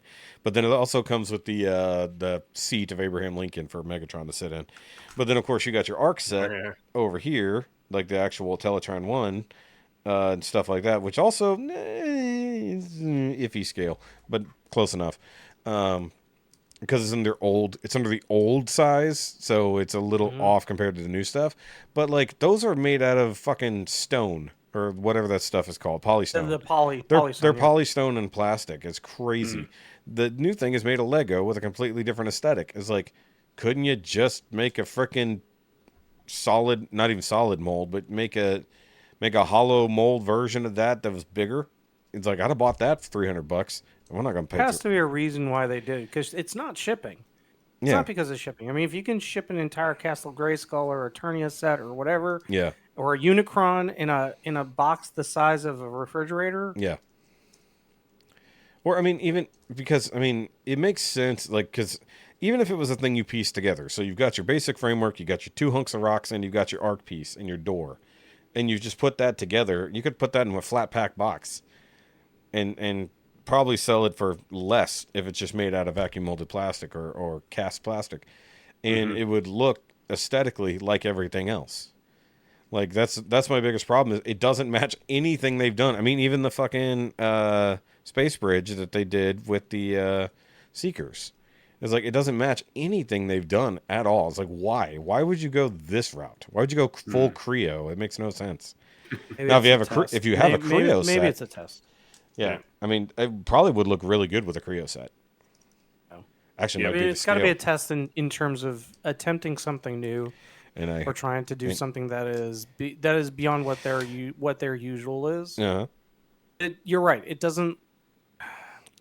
If it was 4 pieces that you put together to make it, that would make more sense. But making it out of blocks that you have to actually assemble together, then you wind up with more lines than what you want, and then it doesn't look good. And unless you're actually going to, I don't know, paint it even more. It really just becomes more of a static piece that you're just going to wind up putting into your shelving to put characters on. And if anything, you're losing space because now you're taking up space that could have been used for risers or for, not that I'm one to actually talk since my shelves are an absolute hot mess of crowdedness, but I mean, there are other ways to display. And it's 60 centimeters wide, which isn't small, So that's only going to fit in certain places. But I guess the biggest hype is the fact it's coming with its own bespoke Prime figure. Whoop-de-doo. That's most of the cost if I had to guess.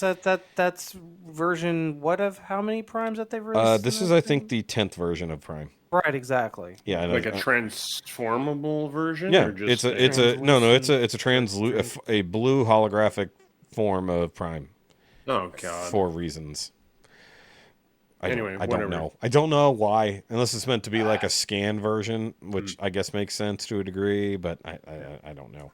It's one of the like I usually don't question New Age's decisions. This one I go, why? Like, what was the point of this? Like, it's like, it goes against literally most of what you've done in your existence.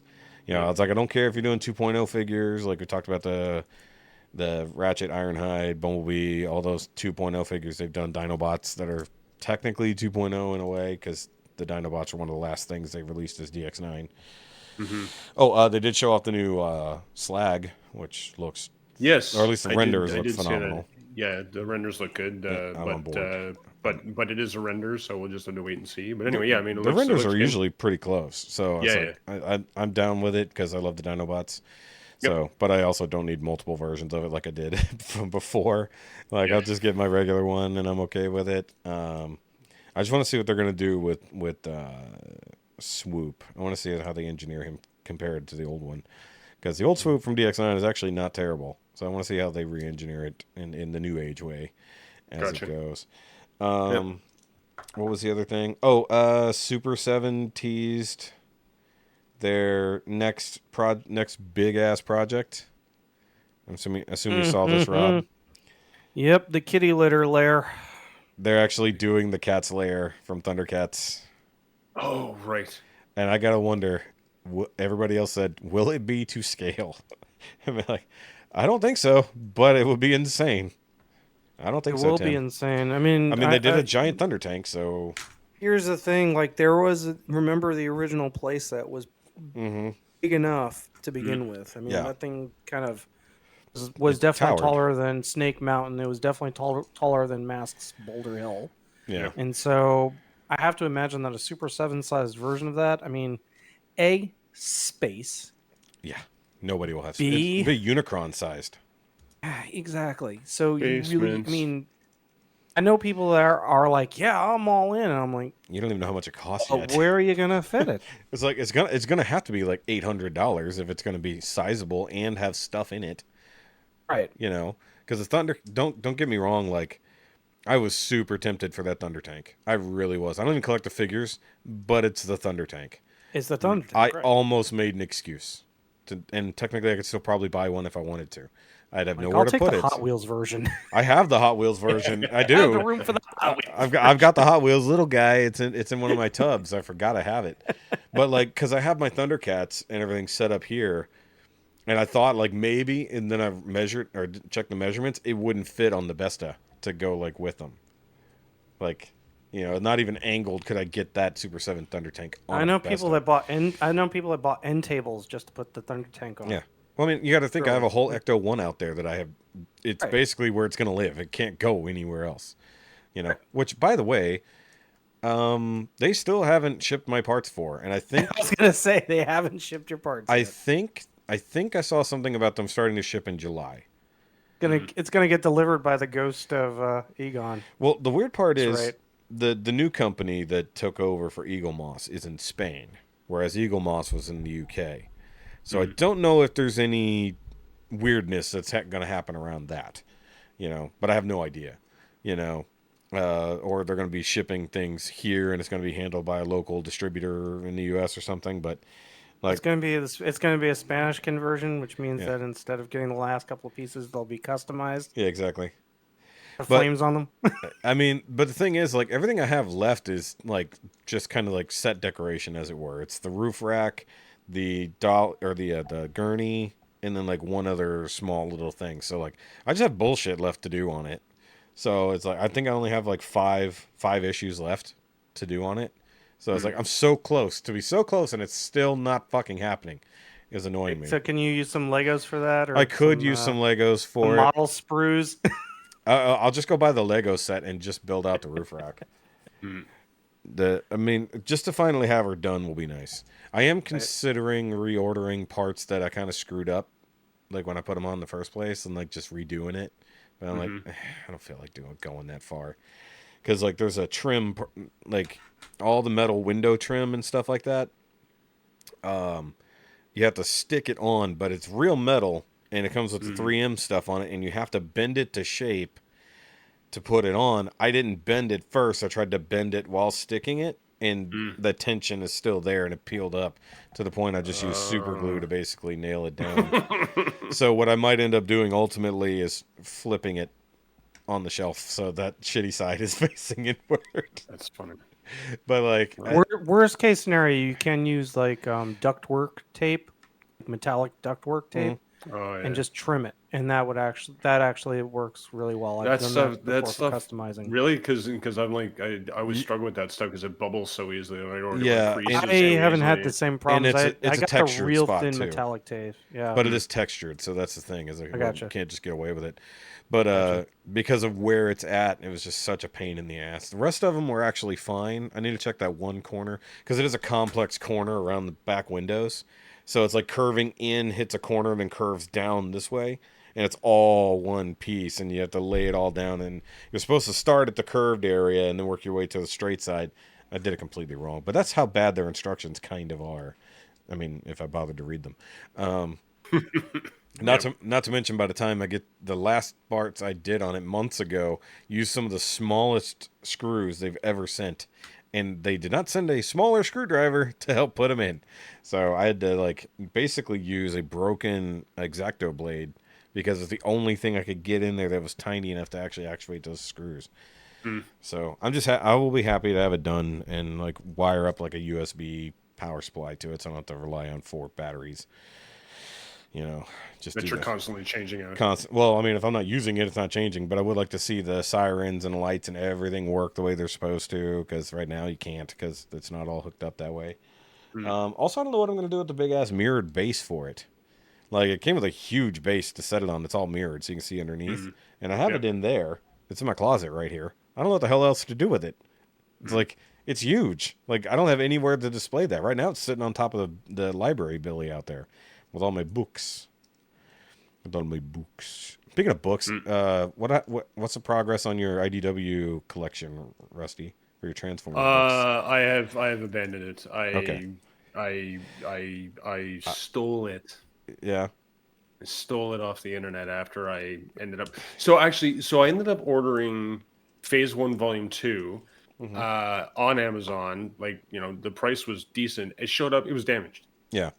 All 4 corners were damaged. The spine was damaged. I was like, no. So I just sent the thing back and just refund. Yeah, stole it off the internet. Because I've been keeping track, because apparently I'm missing 2 volumes, not 1. I'm missing Volume 12 and Volume 5. And those are the ones that nobody wants to part with. From which phase? Phase 2. From Phase 2, okay. Yeah. So, and I didn't know there was a 12 until I dug into it on eBay. So I did find somebody selling all of Phase 1 for a somewhat reasonable price. What is somewhat reasonable? I think they're selling all of Phase 1, like all 8 books of Phase 1 for like $600. But I mean, like, that's what, $80 a piece, which is roughly what they're worth. Because most people are charging about $100 a pop right now on the fair side. And like, I mean, to be fair, because I forgot that you had those buttons. So when that book showed up from Amazon, I was super impressed with like the density of the cover. Like it's hardcover, right? The density of the cover, the paper quality, the print, the whole 9 yards. I was just like these are really well made. Great book, yeah. They are. And I was just, but it was damaged, and I was like, well, so I shipped it back. Anyway, whatever. Yeah, because I got my latest hardcovers for my Power Ranger stuff. Yeah, and that's when I realized I hadn't finished reading the previous volume. So I finished that yesterday and started reading the second volume of Go-Go Power Rangers this morning. And I know this particular chunk of the story, so it's not that foreign to me. But I also realized that because I missed so many issues in that run, like, so the part, like, I almost got every single normal Mighty Morphin Power Rangers run. So I almost missed nothing there. And so I'm catching up on a story that I didn't see all of, which is pretty cool. Not to mention, I did pre-order some stuff from my comic shop because I forgot that I can pre-order things. So I went ahead and checked that out. Okay. Well, because normally if it's a big book, I pre-order it on Amazon or BBTS because it's usually a good place to secure it, you know. But there were some upcoming comics that I didn't want to miss, and I wasn't sure when they were coming, so I went ahead and pre-ordered them. But I also saw that the hardcover of Batman Beyond the White Knight was in. And I was like, Okay. fuck. I was like, okay, I got to get this now because I have to get everything in that universe. So that should be on its way. Yeah. In theory. But then they're going to have a deluxe version of that coming, which means I'll have to have the regular and the deluxe version for all of this particular story. Yes. Do you, Shoki? It's one of those things. What? Hold on. Are you looking at it too? I'm looking at the picture Sean sent. Yes. Just stop looking at it. It's awful. Yeah. I mean, it's not wrong.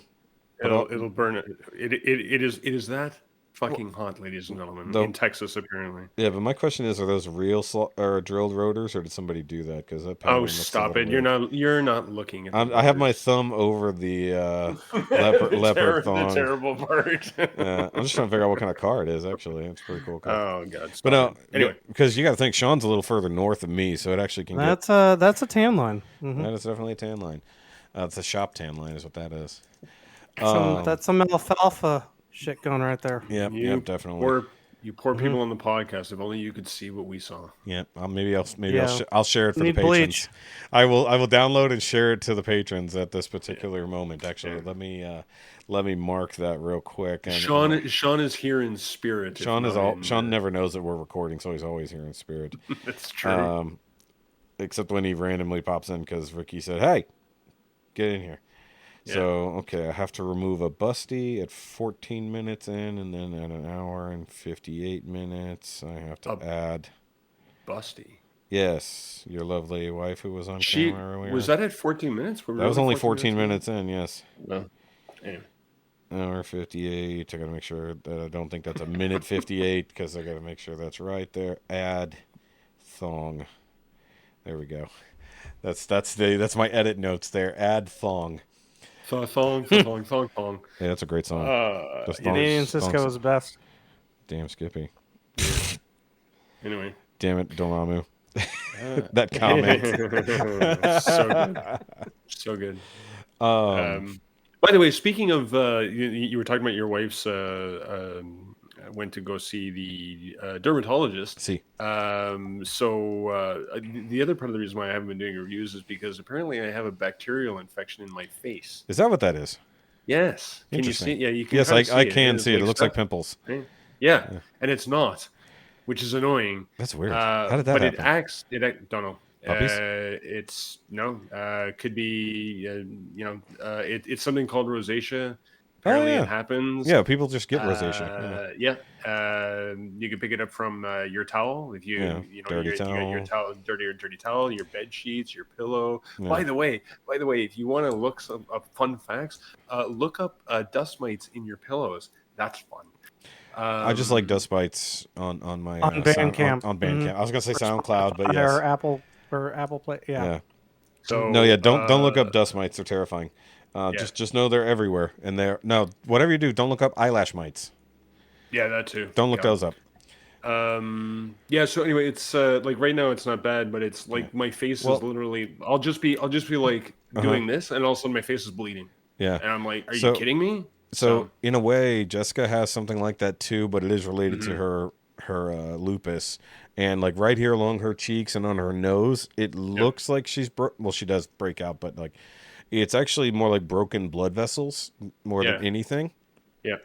And best she can do is try to cover it with makeup. There are some like ointments that can help with it, like just to kind of deal with it. But some people just have natural rosacea. They just get red in the face. But this is a different type. That was my stepmother with the rosacea. Yeah.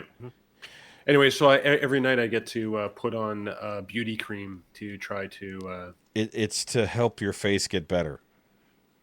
Look, we've been telling you we need this. Make this look younger. I don't know. Look, we've been telling you forever that you got to make the face better, and now you have cream for it. It's fine. No, I have cream for you have it. A legit reason. We could just get you a mask if you want, and this way you can put it on and then put the mask on and just say, you can be like Tarn. The Vendôme. I actually thought about messaging Bobby and be like, could you send me a mask, please? I need a mask. You're going to get one of the old dirty ones. The old dirty ones. The one with the hole in it that he uses to drink wine out of when he's That's all of them. That's what that is. He's got the straw. And we did miss you. We did miss you up in that neck of the woods. Yes. No, I know. You did miss a great time. And we're going to always rub it in. Every time I saw the pictures, I was like, God. That didn't even do it justice. No, Dude, I bet it didn't. dude, the Yeah, food alone was absolutely worth it. really. Yeah, it was Yeah. it was fucking phenomenal. All right. Well, thanks for making me feel bad. Well, maybe next time. What do you want to talk about? I did want to say congratulations to a certain pop star who has suddenly decided that she is now a she again. Who is this? Dormamu knows what I'm talking about. Yeah. Yeah. Demi Lovato has decided that it was too difficult being a they them and has decided to be she again. How old is she? 26, 28, somewhere in there. It's a bit older That's than what about the I right thought. age to figure that out, and that's Yeah. okay. Yeah, to figure it out. But so it's yeah, we might get into a touchy subject topic here, whatever. But I'm sure you brought it up specifically for that. I have a cousin who is 22 who has decided that she's gender neutral, Yeah. right? Like bathrooms. And when Like a and family when bathroom. you Got it. talk to her about it, Them.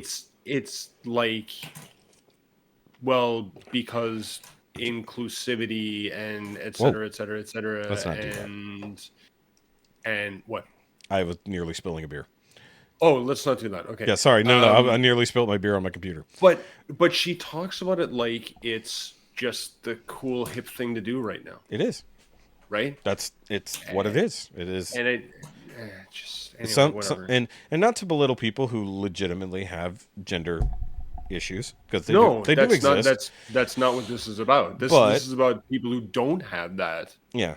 issue. They're just doing it because they think It's they a think it's trendy the thing. right thing to do. But Yeah. it's just they have no real reason as to why they're doing it. Yeah. Right. And I've had different doctors that I watch, speak on the subject, and most of them agree that, like, while it does exist, it's a small portion of people who legitimately have these issues, and the rest of them, it's just basically kind of it's what the cool kids are doing situation. Or yeah. and like when it came to Demi Lovato, it was kind of in a really big lull in her career, realistically, and I hate to say that it was just for the bump, but it didn't hurt.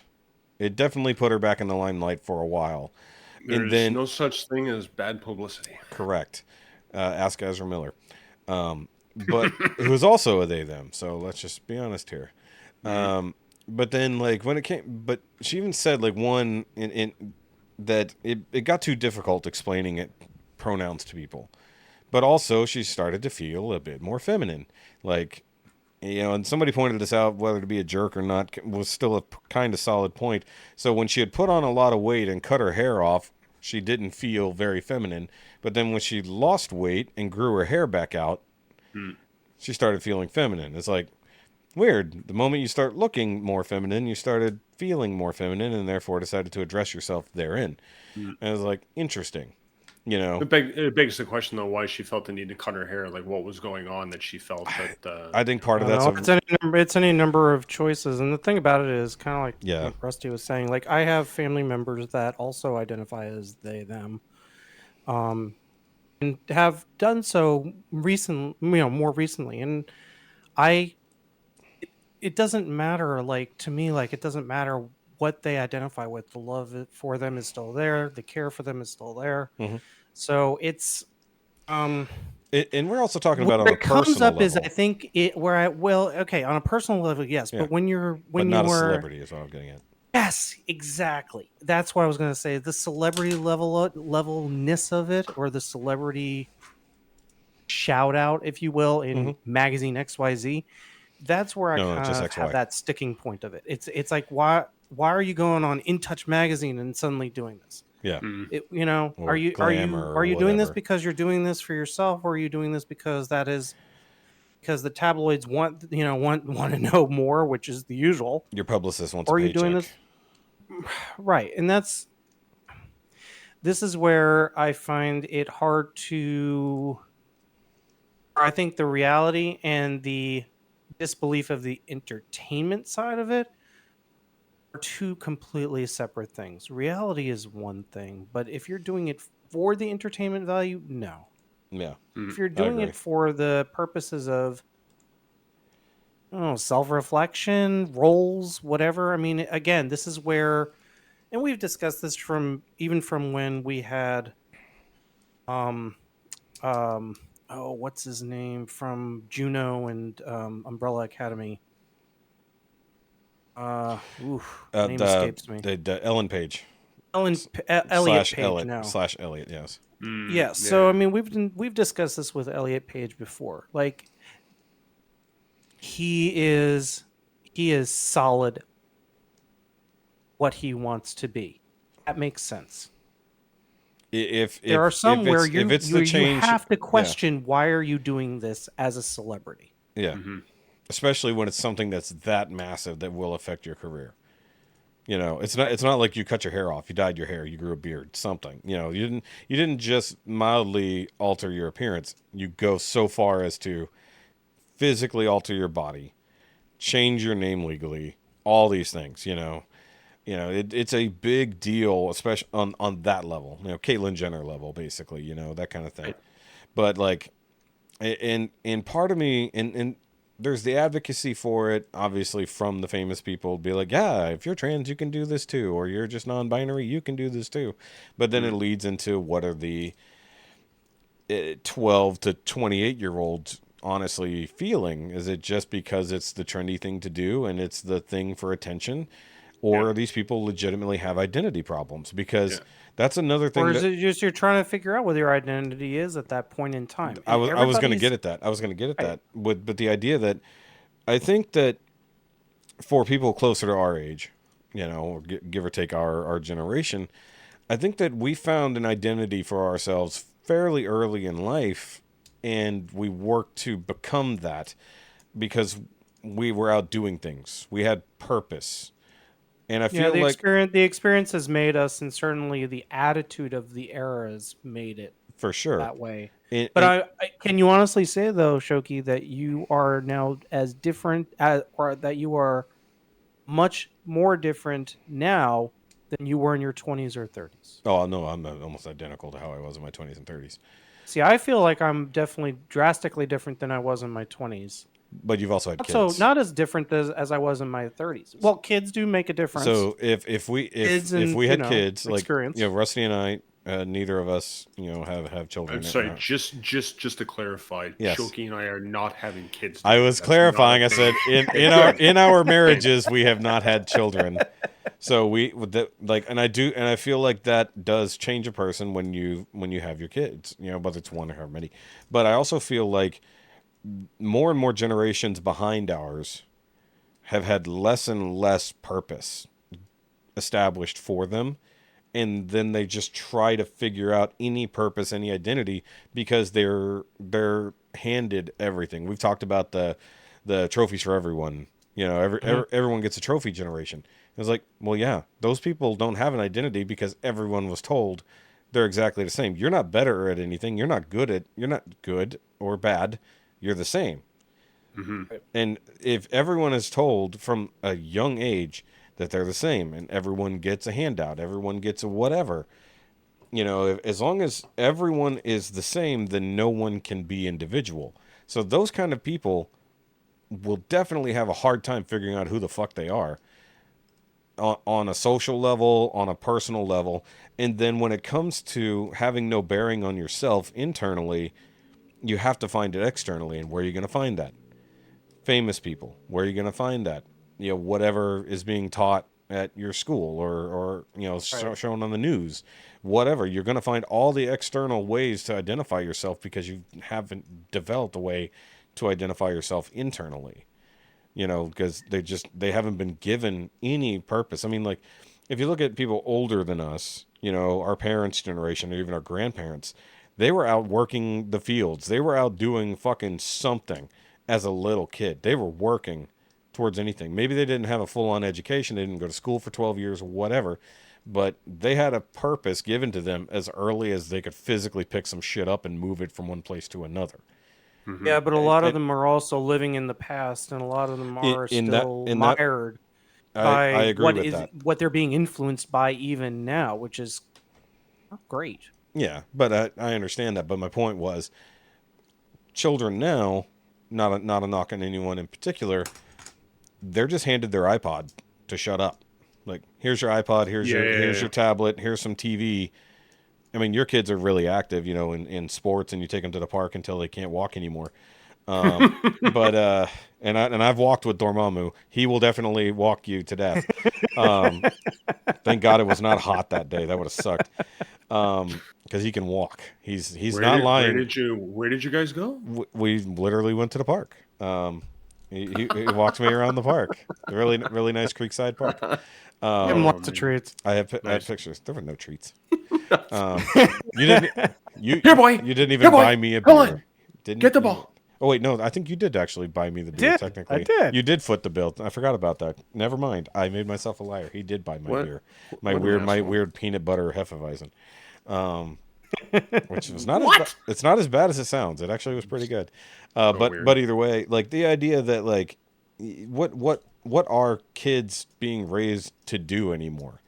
Like, are they raised at all? And there's no wonder that you get a generation of 20-somethings that were raised by kids who were kids themselves when they had their first round of children. There's definitely a generational, I want to say a generational effect that we're seeing taking place, and it's happening actively. Yeah.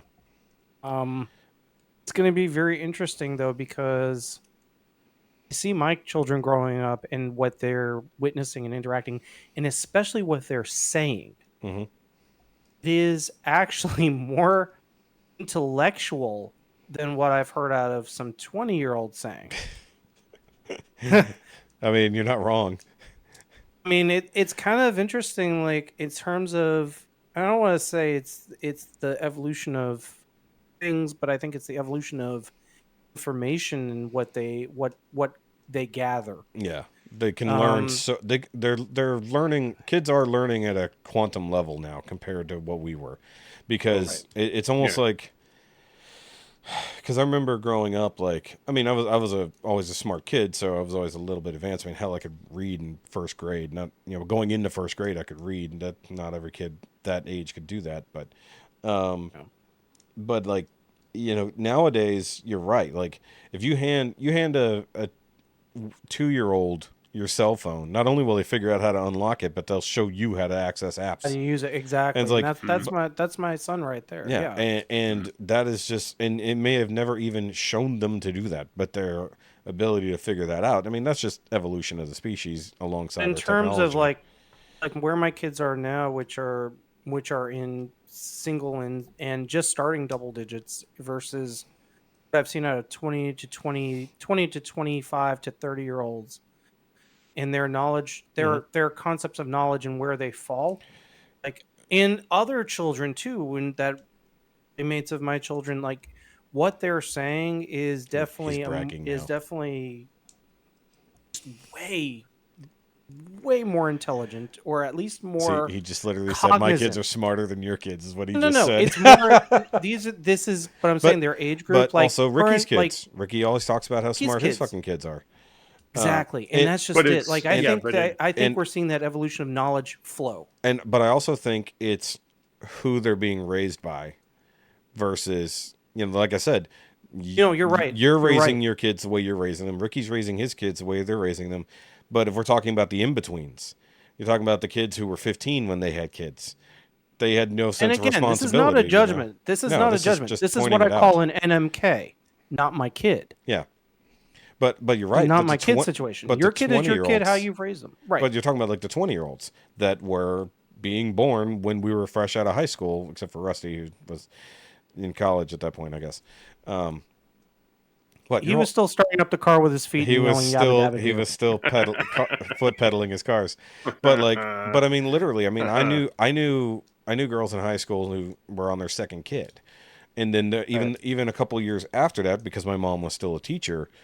She was talking about girls who were on their third kid and they were only in 8th grade somehow. Shout out to MTV and 18 Kids and Counting. Exactly. But you got to think, they didn't raise their kids.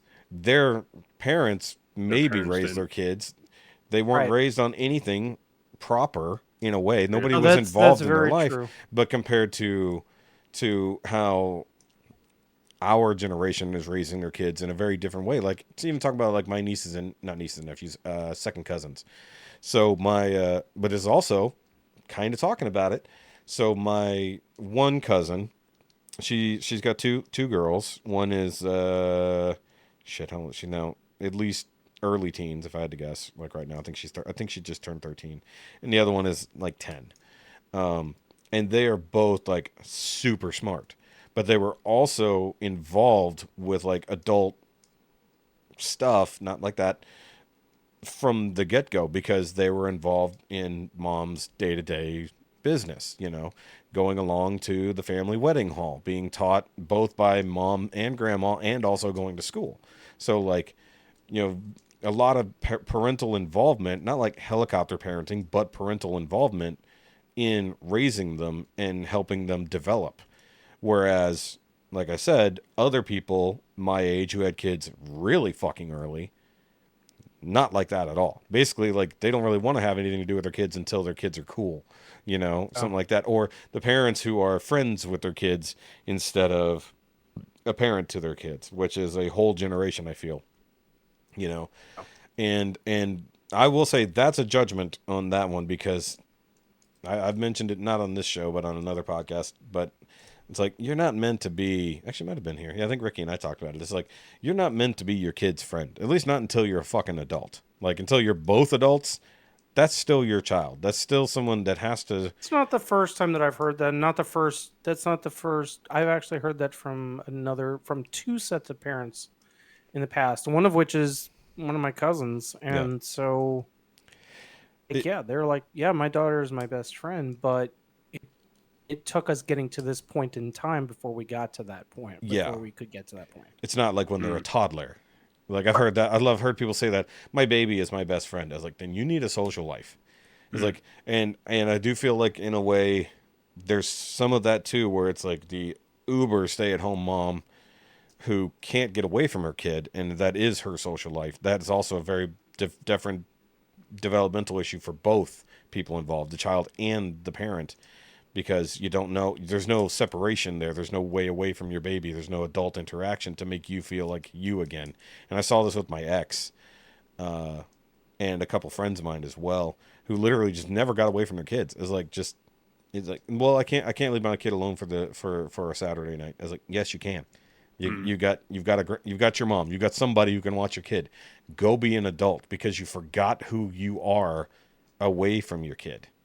Because you can't.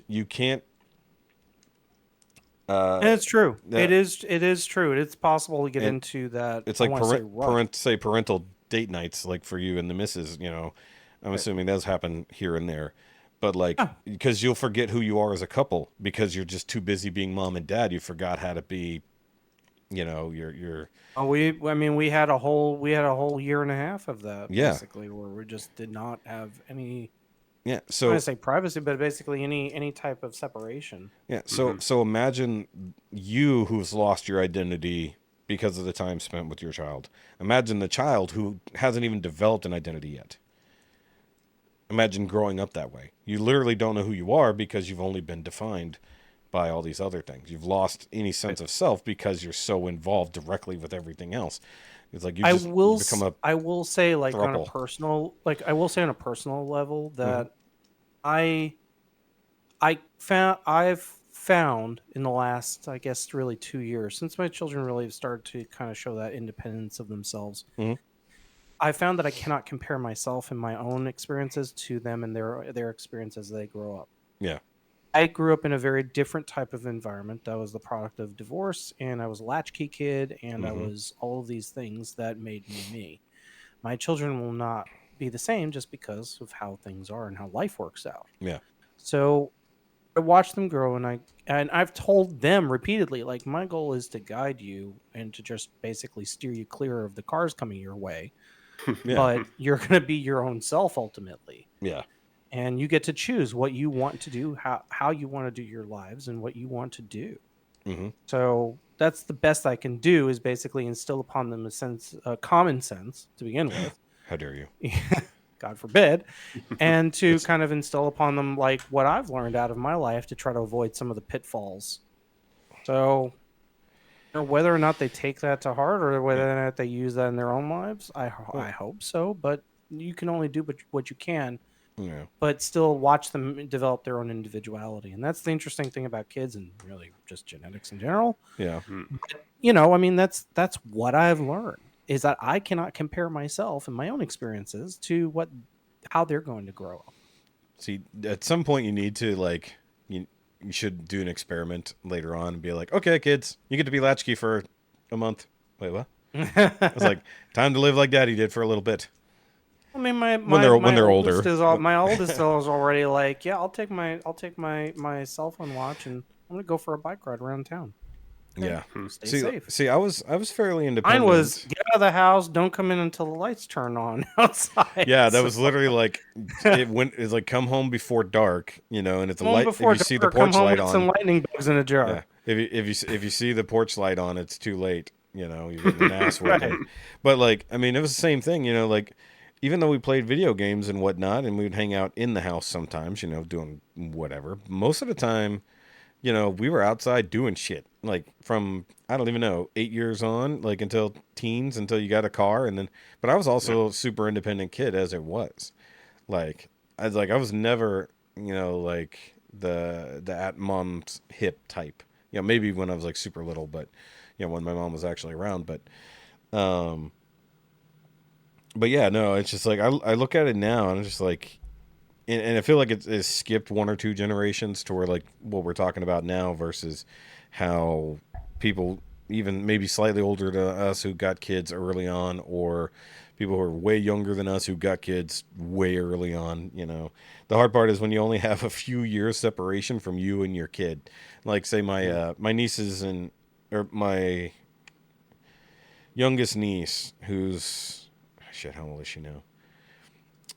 She's 31, I think. And she's got a 17-year-old, So that's not a huge difference, but even despite him not having a solid father figure in his life for most of his life, he's fucking been raised really well because he's had other good parents one way or the other in his life, whether that was her parents or them. Once she finally found a good husband, that made a big difference. And actually having a stable male role model in his life made a huge difference. Same thing for their second kid and their now daughter, who is now the little princess who runs everything. So I'm sure that one's going to have a slightly different upbringing than the other two. But that's not so much a judgment as just let's see what happens here, folks. Right. Because that one is definitely spoiled all to hell. I'll tell you that. Just watching Facebook, it's funny. I also think, and this is just retrospect, but the things that we've experienced, whether it's in person or even, let's just face it, in media, it's one of the reasons why you have this podcast, why we talk. I mean, the things that we've experienced, the shows, the events, the I want to say the flood of it all, but I mean, I think it's definitely shaped who we are and what we do and how we interact with things. Yeah. I mean, look at us. We're sitting here in rooms full of figures that make up our childhood. Where? Yeah, I was going to say where. Rusty's got nothing. He's got the poster in the back. Rusty's got stuff nearby. Rusty's got I got stuff over here. Yeah, he hides all his cool shit. I am gonna be ripping this room apart and redoing because I don't like the way it's laid. I put it in the wrong corner. I should have put it over in that corner. Which you would got give three me doors this... in the way, and that really removes three doors. But I had this entire wall right here in front of me, on the other side of the monitor, where I could be displaying stuff. Yeah. And because I put my desk in the corner of that wall, yeah. You're right. All these doors behind me just screwed everything up, right? So I just want to turn the whole thing around so that I have this wall. Anyway. No, That's the future. Oh, it makes sense. But make sure you video that process. It's content, motherfucker. Everything. It's content, motherfucker. Nobody wants to watch me moving furniture around a room. Bullshit. They love it. Who are these people? They love it. They love seeing displays come together. Even Welcome to Collector's Renovation. Comment down below if you want to see a video of me moving furniture around in a room. I've done plenty of videos of that. Rusty's Renovations has a nice swing to it. Rusty's That might actually be a show on DIY. every week I just move shit around. I know. I still need to move some shit around here, including all these Gundams. I need to fucking. I'm cleaning cardboard out of boxes right now. I got 2 bags that I got to toss out. Yeah, I think I need to just do a fire sale. I'm just gonna. You're supposed to recycle that shit, Dormamu. Oh, I am. I am. I'm just saying. I got 2 bags of stuff. I got to take. I got to take them down to the recycle bin. So Rusty, let me let you behind the curtain slightly. So when I met Dormamu, we met at the restaurant and we walked around the thing, and then I went back with him to his car, and it looked, I swear to God, looked like a drug deal because he opens up his trunk. We both look around, and he pulls out a tub of baggies, and it's just endless Transformers and other figures in this fucking tub in the trunk of his car. In the trunk of and I'm just car. like, he literally just has this trunk of figures in his car. I'm like, did you want to bring this entire thing with you, or is this normal?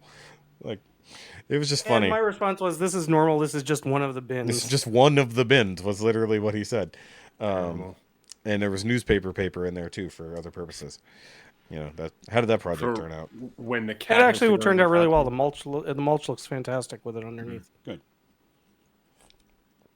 All right, so Yeah, I mean that's me. Tons of bins and stuff, and I'm just gonna get rid of the excess. I mean, as much as I love the artwork, there's just no way to hold on to all of it.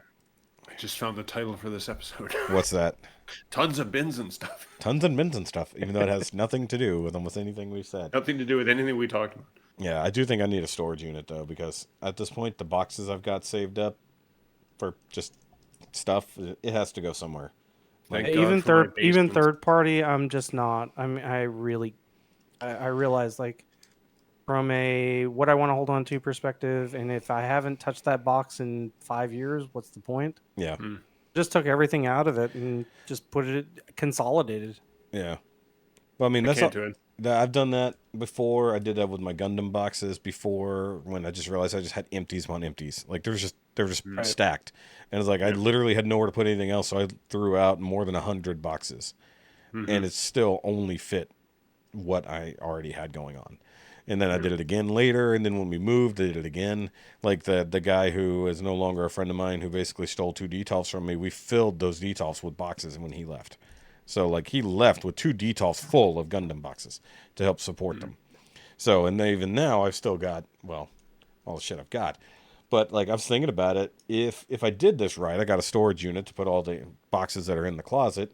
And I don't really do anything with the review set anymore. So, like, if I don't do reviews ever again, get rid of that. And then I could have a whole new display in there. That would be cool. It'd be in the closet for no reason, but I could have one in there. You know, I need somewhere to put more Billies. I got to cram them in somewhere because Jessica would kill me otherwise.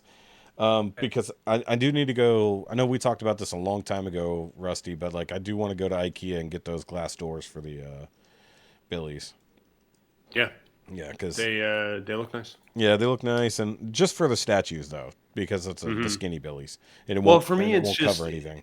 It's just that's the thing, right? Like it doesn't interrupt your eyesight into what's in there. But again, like just like dusting figures is not. No, that is the bane of my existence, honestly. Yeah, I haven't done anything over here with the Transformers, and I probably should because it's looking pretty bad.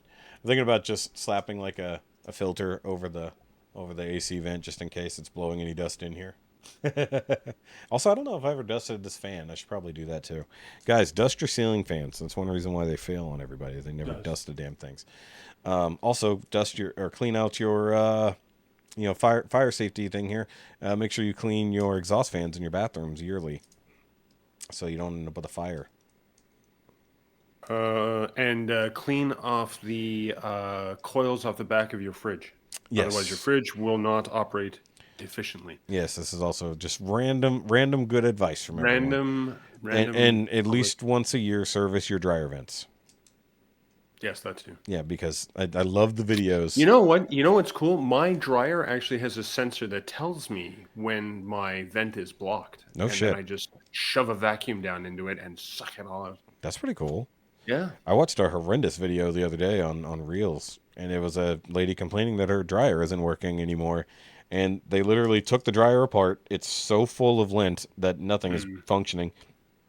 and then they vacuumed out the actual vent hole that went on forever, and they're just pulling out just feet upon feet of dryer lint. It's like, that's insane that makes it past everything. But because I had to actually clean up a whole bunch of dryer lint out of the bathroom, or not bathroom, the laundry room the other day, because we keep the bag, where you scrape off your lint filter and you throw the shit in there. We just have a bag for it and we throw it away every few months. But I half dumped the bag out trying to get it out of there. Made a mess, so now I have to get in there and vacuum all that up. What are you doing? So I heard an AI story from, and I think it's the U.S. government, but apparently they were running simulations because, of course, the first thing that we want to do with AI when we're not sure what the capabilities AI actually could be is to weaponize the thing. So the American government apparently started running simulations of doing AI programming into drones, and they've set parameters around the drones. Yeah. And in the simulation, they send the drone out in the world without any target. They tell the drone, go find a target. These are your parameters, right? Yeah.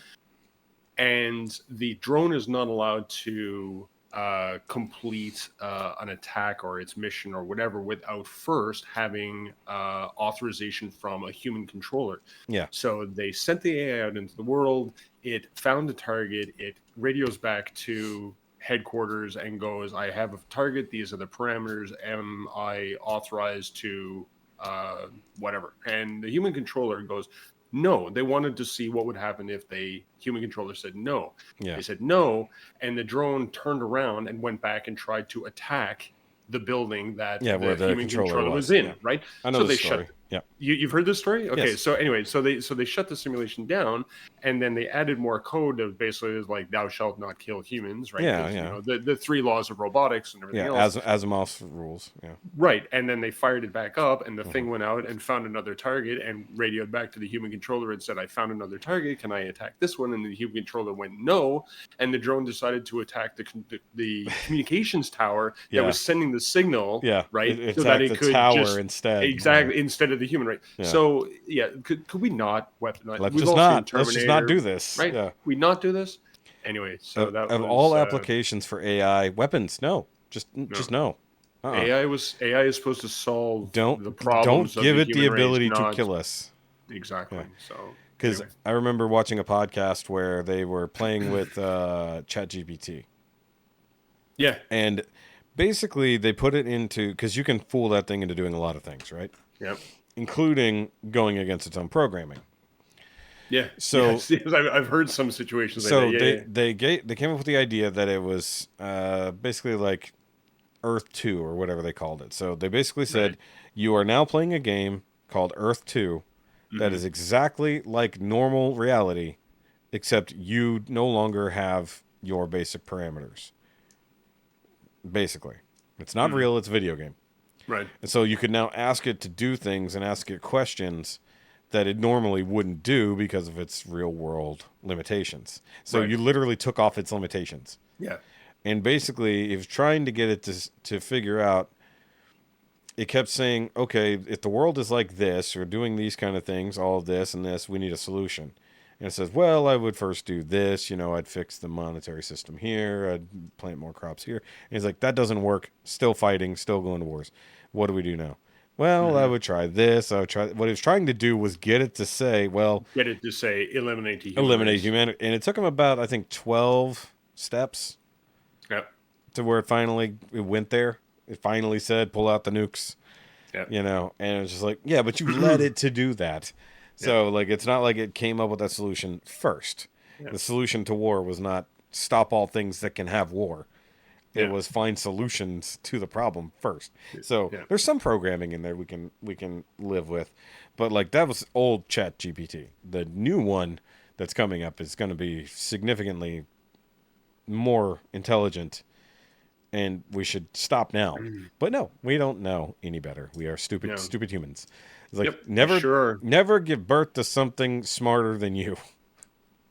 Or something that you don't understand, because there's times where AI has come up with solutions and the programmers are going, I don't know where it came up. I don't know how it got to that conclusion. And never give it its ability to write its own code.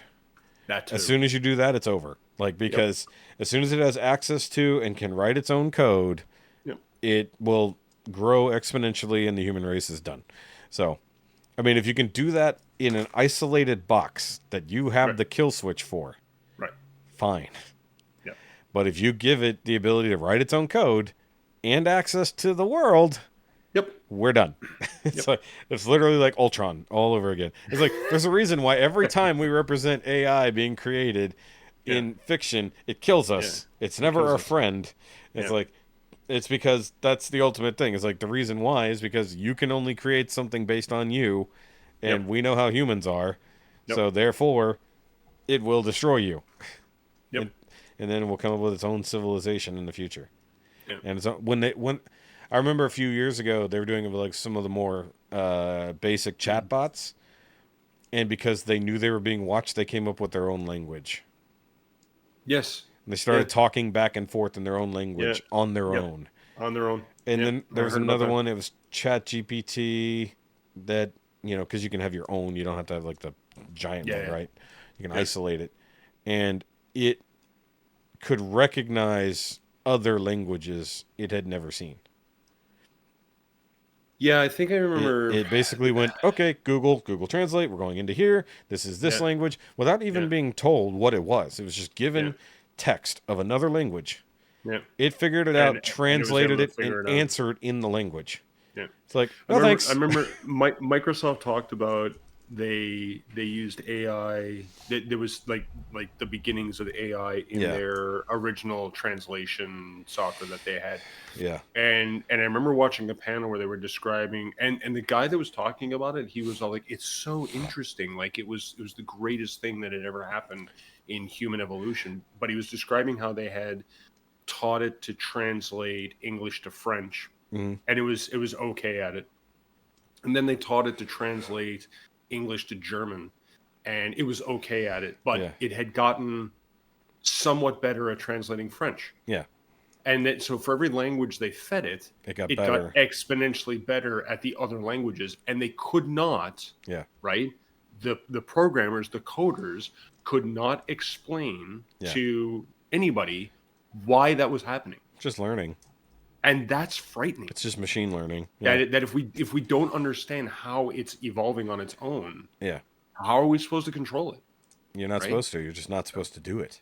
Yeah, can we just not? Just not. Let's just not. Let's just not. Let's just not. It's like humans are bad enough. We need Beansy for this conversation because he loves AI and robots. Good Lord. Anyway. All right, but yeah, let's call it there on this little extra here. I'm just going to tag. Little extra bonus. Just tagging this in before the end is really what's happening here because it was only like a whopping 7 minutes. And Dormamu's still not here. You can tag the bonus one as we've all seen Terminator, right? We've all seen The Matrix. We've all seen the Matrix. Oh yeah, the Matrix. Yeah, the Matrix is worse. Like Terminator's bad. Matrix is worse. Yeah, but but part of that, the Matrix story, part of that was our fault, right? Because it was all our fault. Human race. Well, but the human race tried to stop the machines by, right? They blew up the sky, right? So we didn't help. But if we hadn't, no, I know what you're saying. If we hadn't started with the machines, we wouldn't have had the need to. We created a sentient slave race. Bad plan. Right. Bad plan. With the ability to evolve themselves, which is what happened when they left them alone and thought that, no big deal. And then we're like, it's kind of a big deal. And then, if you haven't seen the Animatrix, you should, because the what is it called? What is it? The second Renaissance part, I think it's second Renaissance or something like that is what it's called. And that's where it was the invention of the robots. And the fact that when we allowed the robots to establish their own independent country, I think we were done. Yes. It's like, oops. It's like we created something so intelligent that they created their own country. Right.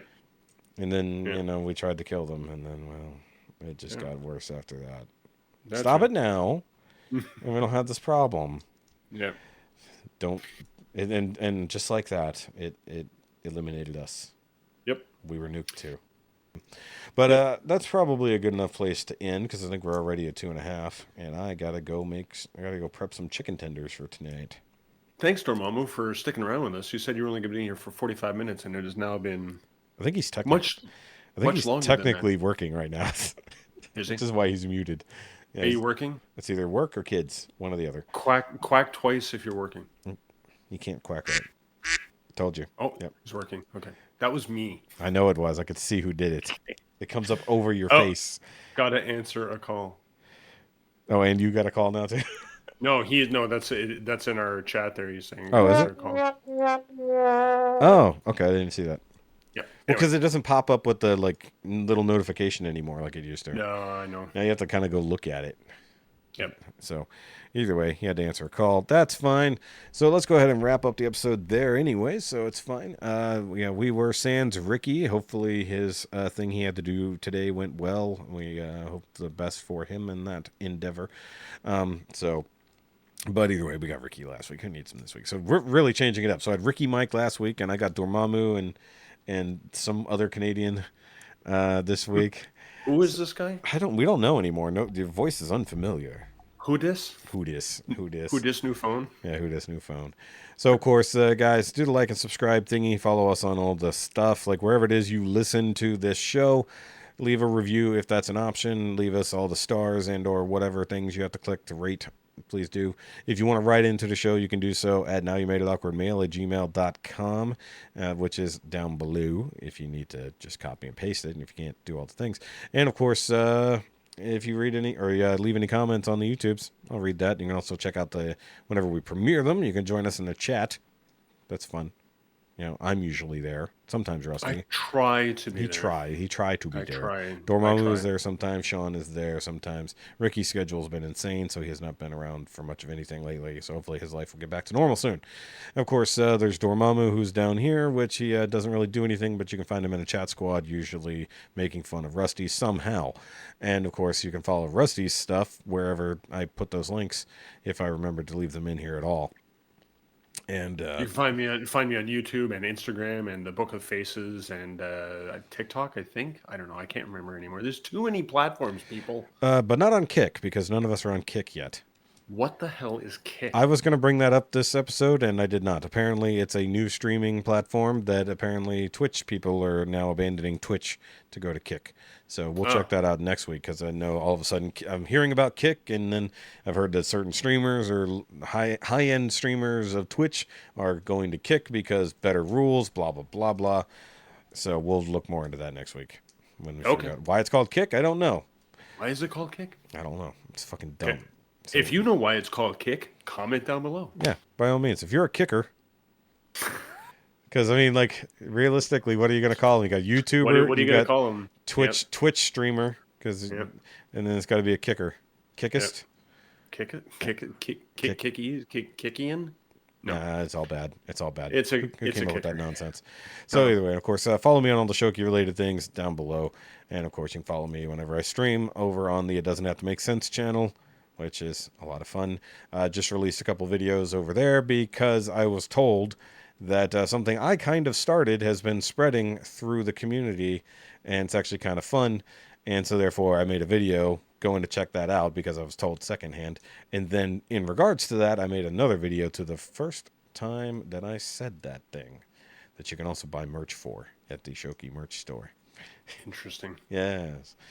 And then also you can buy other merch that I've made that I don't tend to promote because it's funny, but people might get offended. So you can do that on the Shoky store as well.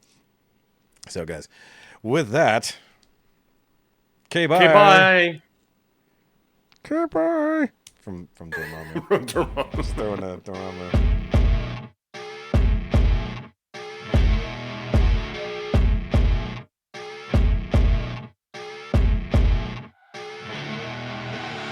I see her rolling up, Uber black Cadillac, high heel boots and a sexy body full of tats.